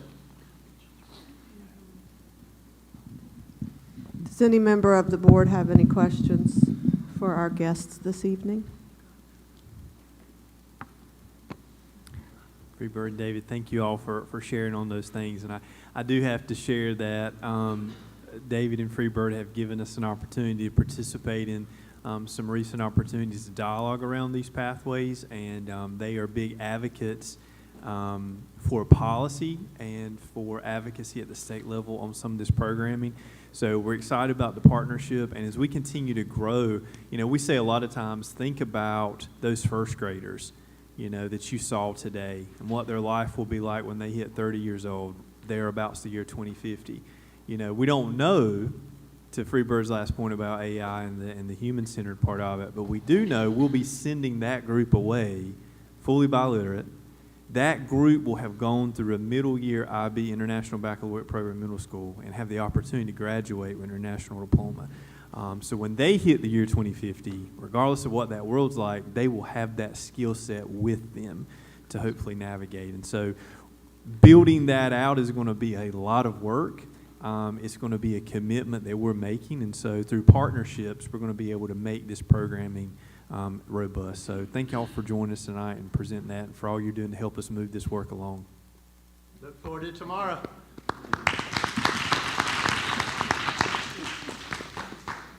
Okay, 2 other items for information before we move into our unfinished business. First item on the list is board feedback from Ignite. At the booth that our student board members so graciously worked, we had an opportunity for staff members to share constructive feedback, thoughts, kudos. We can't grow without feedback, and the board members did a very good job of getting positive feedback from those individuals that participated, especially about themselves. They were very, very positive, but we got a really good amount of feedback, and we were really happy with the things that were shared with us and look forward to improvement always. The other piece of information, items for information this evening, is the North Carolina School Board Association Conference, which occurs in November. And board members, you have received a draft itinerary for that conference. But I wanted to also make note that our school board, as a board, will be presenting at that conference. And so we are really excited about that upcoming presentation. Moving on to unfinished business. Board members, do you have any questions about any of the policies that were in second read for tonight? Okay, if there are no questions, I need a motion to accept the board policies as listed on second read. I move to accept the board policies as listed. Thank you, Dr. Williams. Can I get a second? I'll second. Thank you, Ms. Warden. Can we see a yes vote by show of hands? Let the record reflect that vote is unanimous for those present this evening. Now we will move on to our new business at hand, and I'm going to turn things over to Dr. Parker for this. All right, thank you, Madam Chair. And we're going to kick it off with Assistant Superintendent of Finance Candy Tilley, who's going to introduce our auditors to review the 2023-24 audit report. Good evening. It is my honor to present Paul Carson from Anderson, Smith & White, who conducted our 2023-2024 audit.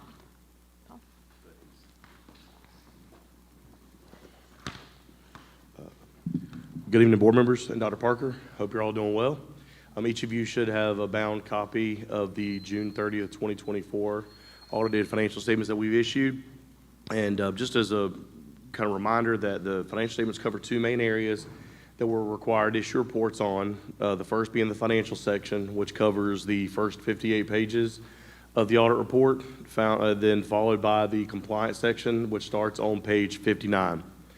There are just a couple pages that I'll ask you to turn to a financial information that we'd plan to go over. And you don't need to turn there, but I just want to start off by saying that on pages 1 through 3 of the report is the audit opinion letter that we issued on the financial section of the audit.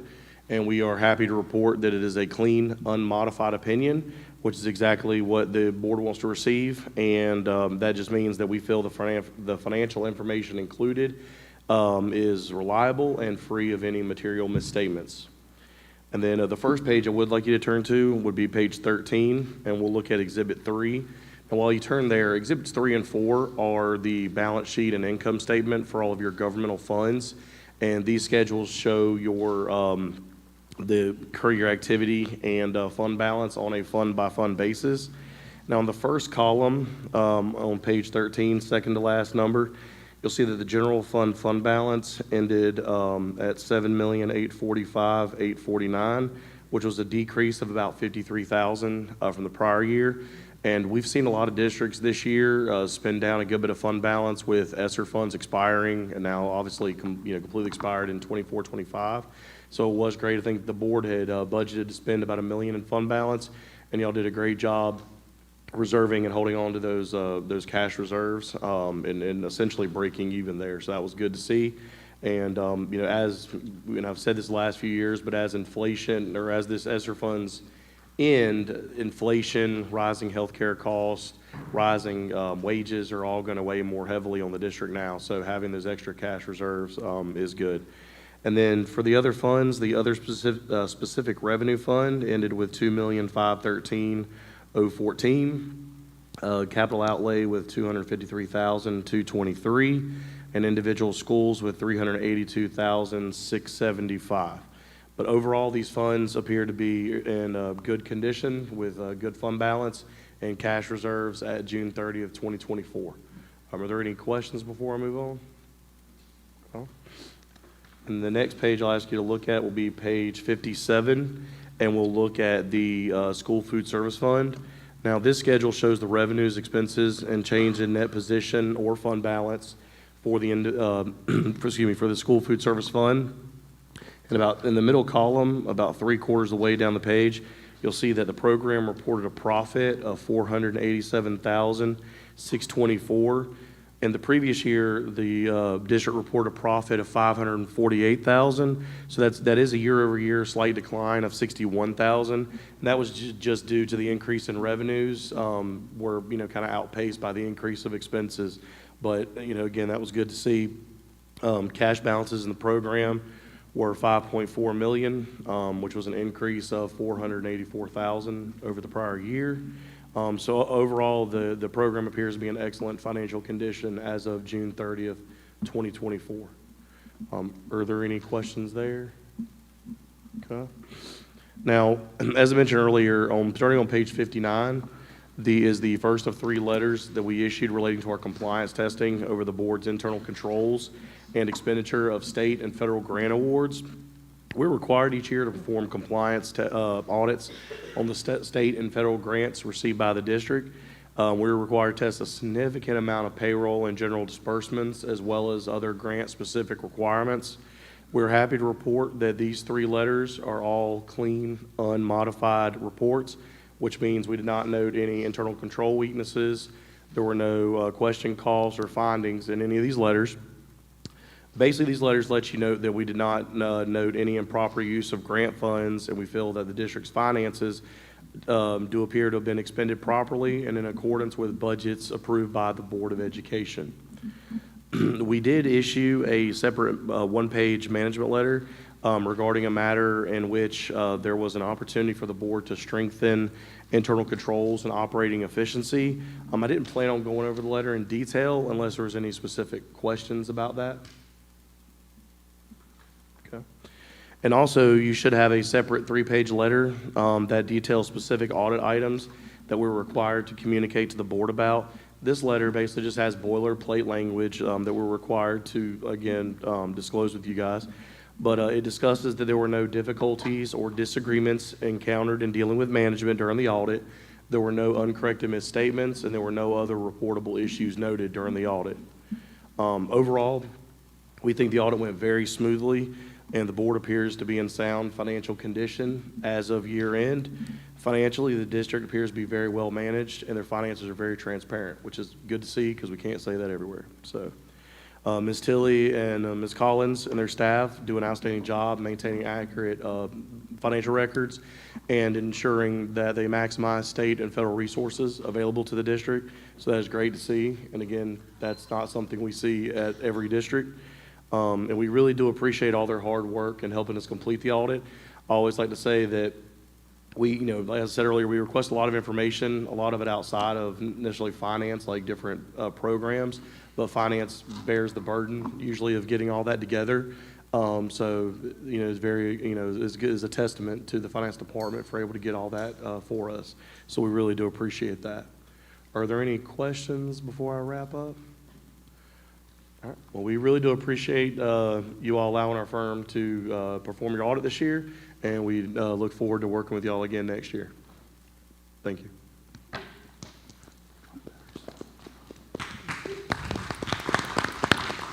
Thank you so much, and a special thank you to Ms. Tilley and Ms. Collins and all of their department for doing such great work. At this time, we need to have a motion on the floor to accept the audit.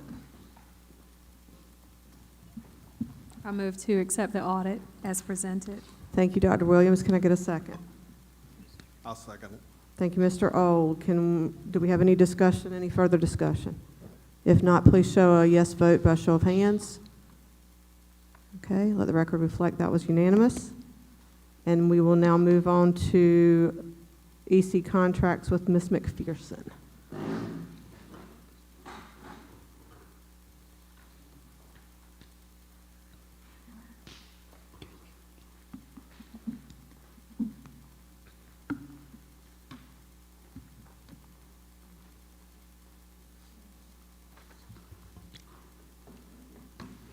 Good evening, Chair Cobb, school board members, Dr. Parker. We're presenting additional contracts for your review and approval to further enhance our provision of special ed and related services. These contracts have been carefully developed to address unique needs of our students, ensuring that each service aligns with the goals and objectives outlined in their IEPs.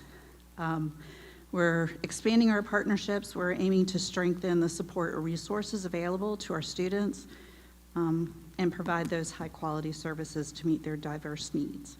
So the first proposed contract with DBA Avena Healthcare allows us to secure a dedicated one-to-one nurse for a student with significant health needs that ensures they receive necessary individual medical care throughout the school day. The second proposed contract is from Gate City Speech Therapy, and that is for virtual speech services to students in our community. This person is also dual language, so they'll be insured to help with any language barriers and enhance our support for that diverse population. This particular contract will replace a previous contract that we had with Caroline Infinite Therapy and offer comparable services at a reduced rate. The third proposal is an amendment to the current contract with School Psychologist Group to add 4 virtual speech language pathologists who are prepared to begin supporting our students immediately. 2 will be able to start this week. The other 2 will be able to start November 18th. These are going to replace 3 existing contracts, also at a reduced rate, to allow us to maintain those speech services while managing our resources as well. With the 5 speech pathologists, we are now able to provide services throughout the district to all of our schools. So although we do want that, like I've always said, we want that in-person service. This will help as we try to find those candidates to come to Elizabeth City. Also, working with Centera, they're also looking for those in-person people as well. The fourth proposal is a contract for lingo speech services. We did have one earlier in the year. This updated contract better just defines the case management requirements that we need from the speech pathologist. And then under the revised agreement, the speech pathologist has agreed to manage an increased caseload for us while maintaining that original cost structure, so it won't cost any more. However, if we do go over the allotment that we have agreed with her, we would have to pay an increased rate, so we're going to keep that down so we don't do an increase in her student numbers. Lastly, we are proposing an addition to the current contract for the school psychologist group to add an additional school psychologist through December 1st. We have a high level of referrals for educational and cognitive assessments. So this temporary support is going to enable us to complete all our current evaluations that we have outstanding and then help us remain in compliance with our federal, state, and local laws. In addition, it also allows us to address existing referrals promptly. It also positions us to focus on new and reevaluation requests where we might need to do some updated testing. As an update, following the last school board meeting, our virtual school psychologists have now begun working closely with schools to assess student recommended for evaluations. They're also working with our MTSS teams to assess student need, address any concerns that parents might have, and they're also working with teams to help develop some behavior plans for kids. So their involvement kind of strengthens that support framework for us and will hopefully kind of guide support where needed. And where special ed services are needed, we got those, and where tier 2 and 3 services are needed, we're going to have those as well. Okay, thank you so much for that information. Does any member of the board have any questions for Ms. McPherson concerning the contracts mentioned? If not, I need a motion to accept them. I move to accept the contracts as presented. Thank you, Dr. Williams. Can I get a second? I'll second. Mr. Old, thank you for that second. Can we have a positive vote by show of hands? Let the record reflect that that is a unanimous vote. Thank you so much. Thank you. Next, we will have a report on some maintenance projects. I'm going to present those, and if there are any detailed questions about the actual project, Ms. Wilkins is here to answer those questions. Okay. Weeksville Elementary School painting project is part of our 2024-2025 capital, and we have a quote from Jay's Painting for $72,500. This is significantly below the budget that is currently approved. Let me keep going and do, okay. River Road Middle School, we have a quote to do the flat roof repair. We have, as we heard earlier, have experienced some significant leaking there, and it was determined when we did the full roof this summer that we needed to do that flat roof off the media center. And we have funds remaining from the River Road Middle School roofing project that was allotted in the 23-24 capital budget cycle. So we are presenting that tonight for, and I apologize, WTI $74,720. There are funds remaining in, like I said, in that roofing project from this summer that can pay for this. Okay, wonderful, thank you. Does the board have any questions concerning the Weeksville project? If not, can we start with, let's start with that one. I need a motion to accept the Weeksville project. I make a motion to accept the Weeksville project as presented. Thank you, Mr. Old. Can I get a second? Second. Thank you, Dr. Williams. Any further discussion? If not, can we see a show of hands for a yes vote? Let the record reflect that is unanimous. And then we will move to the River Road flat roof repair. I need a motion for that one.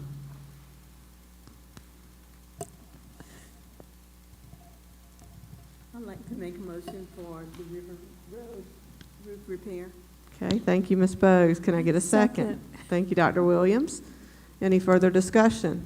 If not, show of hand vote, please, to signify yes. Let the record reflect that that is also unanimous. Okay, next we have our school improvement plans with Mr. Fudge and Dr. Waples.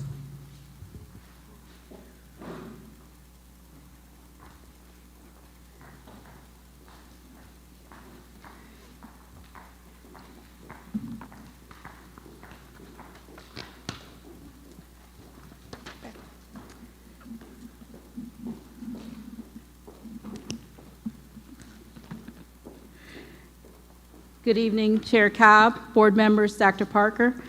Tonight, Mr. Fudge and I will be providing an overview of the school improvement plans for this 24-25 school year. From this slide, you will see this is our show-off proud moment. It just shows where our schools have come. Our staff and students have worked super hard. Our principals here, we'd like to thank you guys for your hard work. As you can see, that's just a couple spotlights.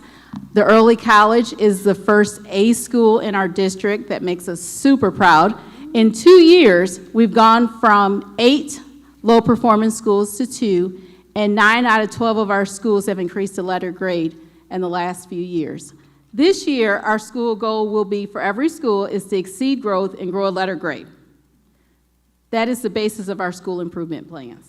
So for our elementary schools, our focus this year will be social-emotional development at P.W. Moore, Central, J.C. Sawyer, and Weeksville, because we know that healthy, happy teachers teach healthy, happy students. Staff development opportunities will be provided at Central, J.C. Sawyer, Sheep Harney, and Weeksville. Our interventionists will be hired at P.W. Moore and Sheep Harney, and Northside will be using their Title I funds for additional teachers. All of our schools are focusing on instructional resources that we need to improve student achievement and teacher effectiveness. This year, we're excited. As you saw earlier, our students performed. We have the dual language immersion first cohort, at Central, J.C. Sawyer, and Northside. Next year, our goal will be to implement at our other 3 schools, which are Sheep Harney, Weeksville, and P.W. Moore.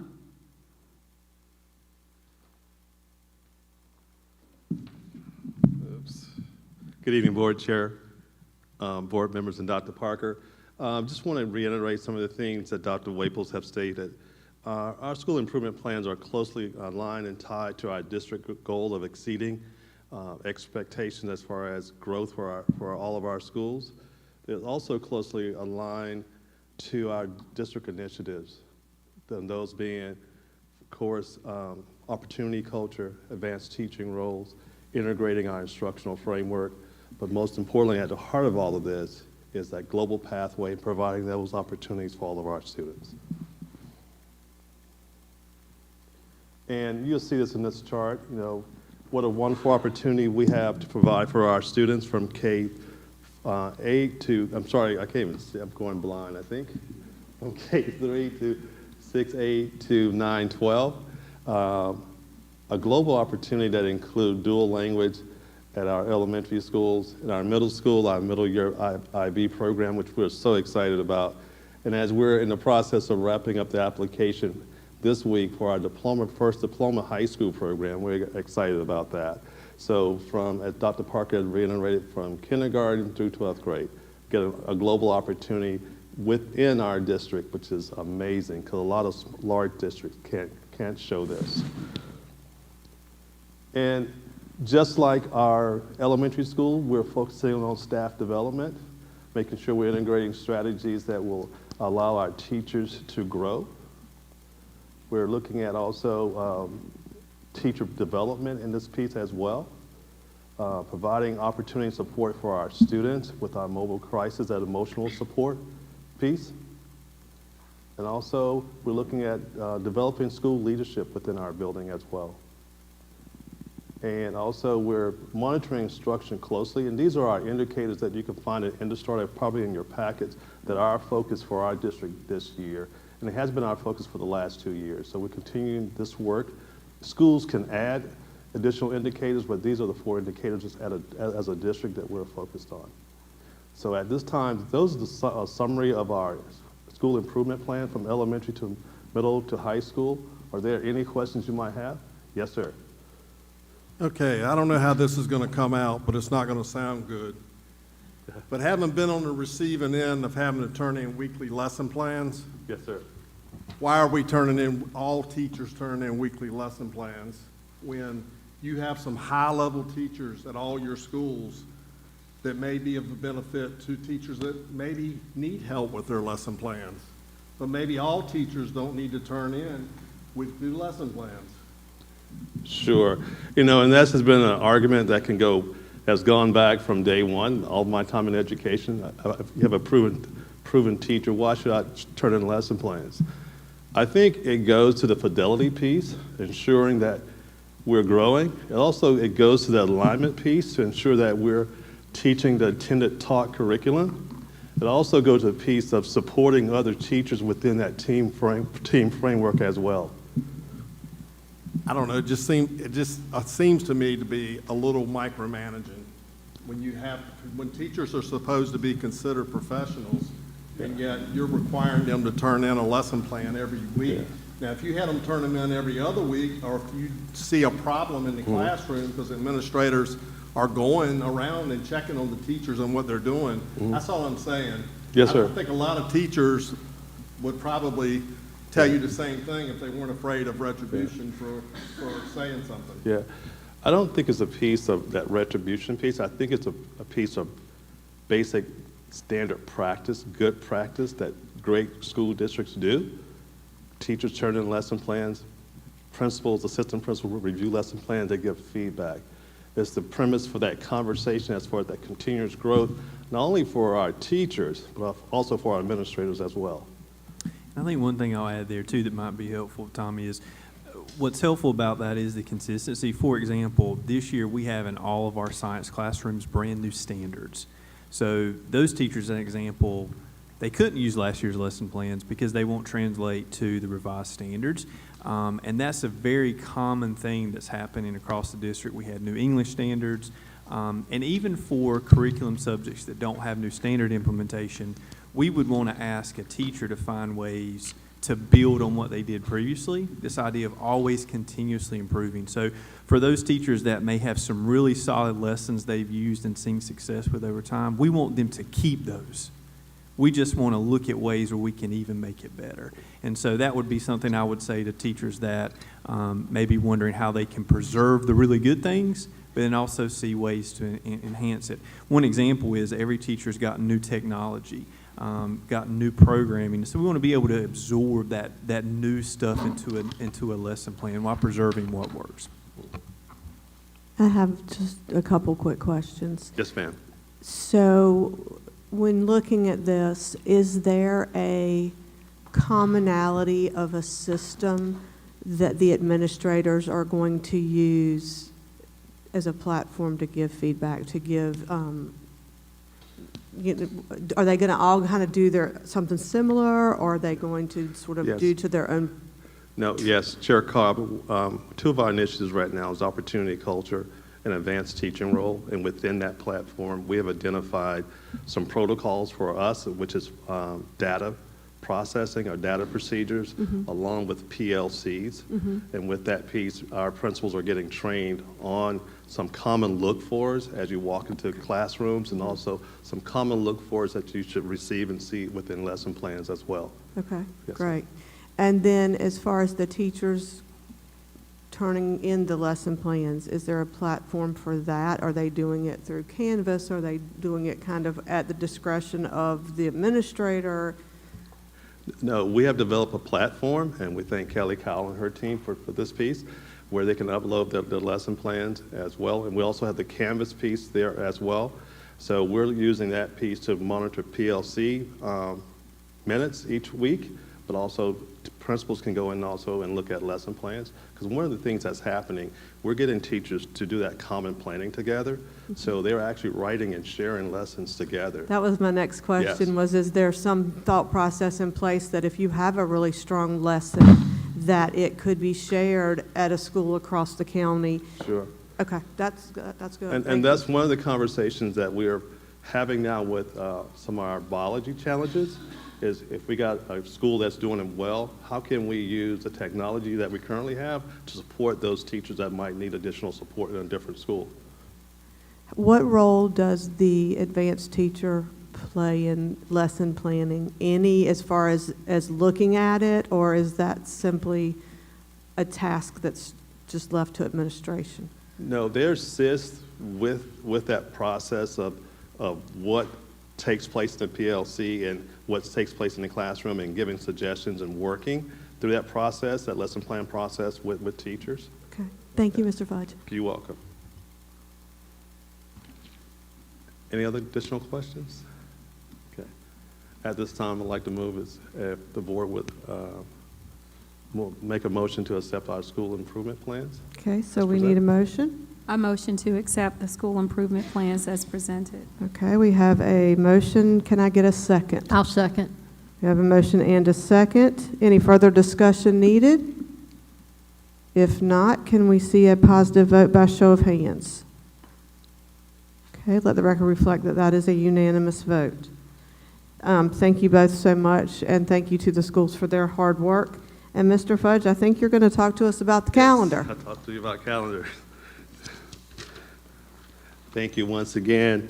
Board members, you're finding in your packets our 20, 25, 26 proposed calendar, along with our 26, 27 proposed calendar. And just some basic background. We pulled together a district calendar committee, and we went over the protocols as far as what some of the basic norms and foundations that need to go into place as we're creating our calendars for the 2 years out. So we followed these guidelines, and we gave them samples of 2 options for each calendar year. They gave us feedback on that process. The calendar information that they shared was then given to the Superintendent Advisory Board. They gave us feedback. That was followed by a survey that we sent to all stakeholders.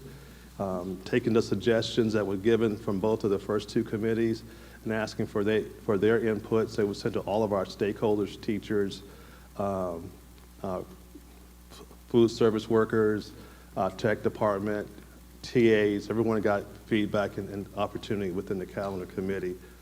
And then we took that information and we reconvened as the district calendar committee, and we shared our findings, that we made adjustments within the calendar.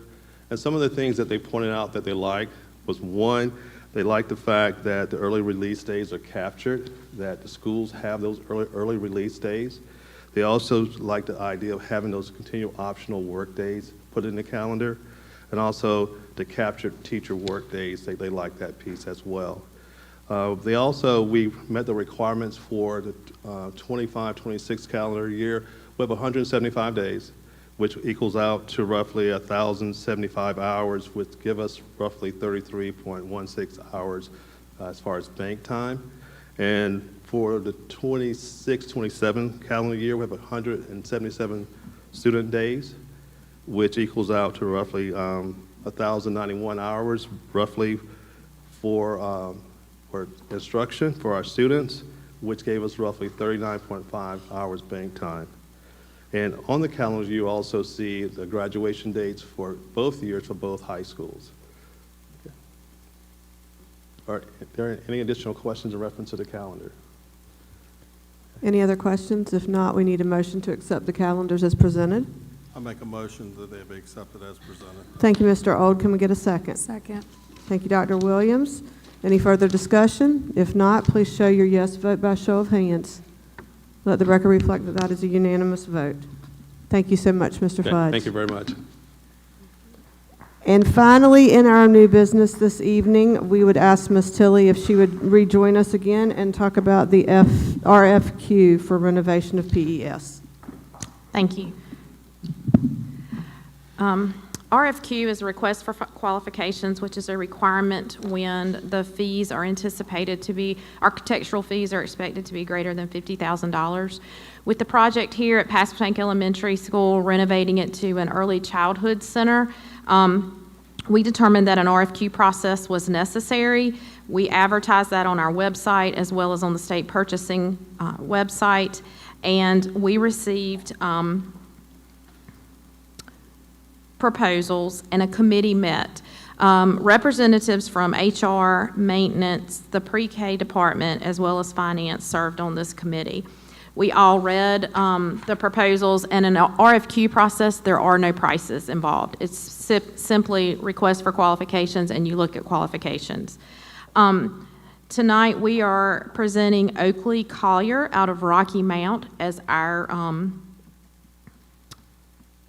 I'm sorry, I lost my train of thought. We represent Oakley Collier as our recommendation for the architect on this project. They are based out of Rocky Mount. They've been in business for over 30 years. They've done greater than 50 pre-K to 12 facilities, and they had a lot of experience with pre-K facilities. They actually did the Winnie Wood here in Elizabeth City, which is now the Montessori. They've done some other things. They've worked with COA. They've worked in Dare County. And like I said, there's no pricing, so at this point, if the board approves Oakley Collier to be the architect lead on this project, then we will reach out to them, and the negotiation for pricing will begin at that time. Okay, board members hearing that information, we need and if there are no further questions, we need a motion to accept the Oakley Collier as the bidder for the RFQ. I'll make a recommendation that they accept that. Okay. Question? I was just wondering, is that the only bid? Yes. We received two. One was disqualified. Per state statute, you're not allowed to discuss price prior to, and they had disclosed price prior to that, so they had to be disqualified. And we did get our attorney involved in that matter to make sure we were clear. But yes, so we did review two. Okay, thank you for those questions. So we have one, and I guess I'm thinking what will happen if that's out of our budget. Then we just start the process all over again. Yes, ma'am, potentially, yes. That's, So with that question being asked, then, but we're not going to begin a process to include another bidder? excuse me, I couldn't hear you. So we're not going to go backwards to open it up for an additional bidder? Well, at this point, we have to negotiate the price, and then if we can't come to a consensus on a price that we can afford, and we have a budget because we had parameters as far as what we took to the county commissioners, and so it's like, this is what we can pay.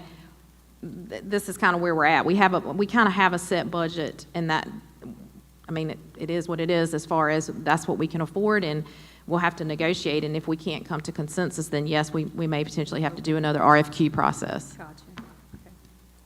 I have a question about the process. During this process, do they actually come and assess the property, or it's just sight unseen? No, it is sight unseen until this point.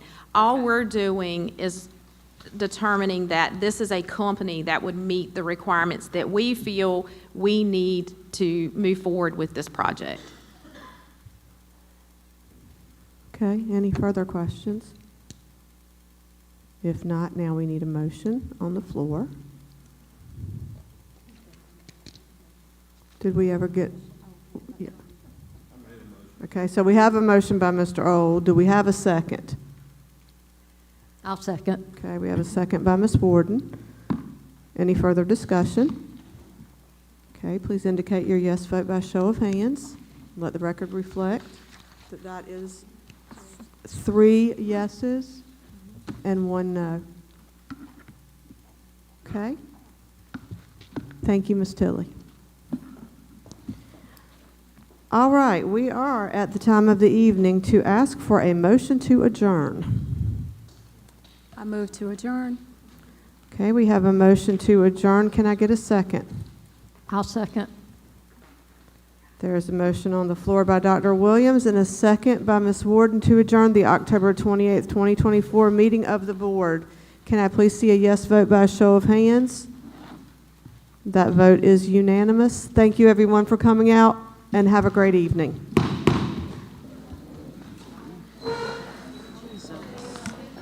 Jesus.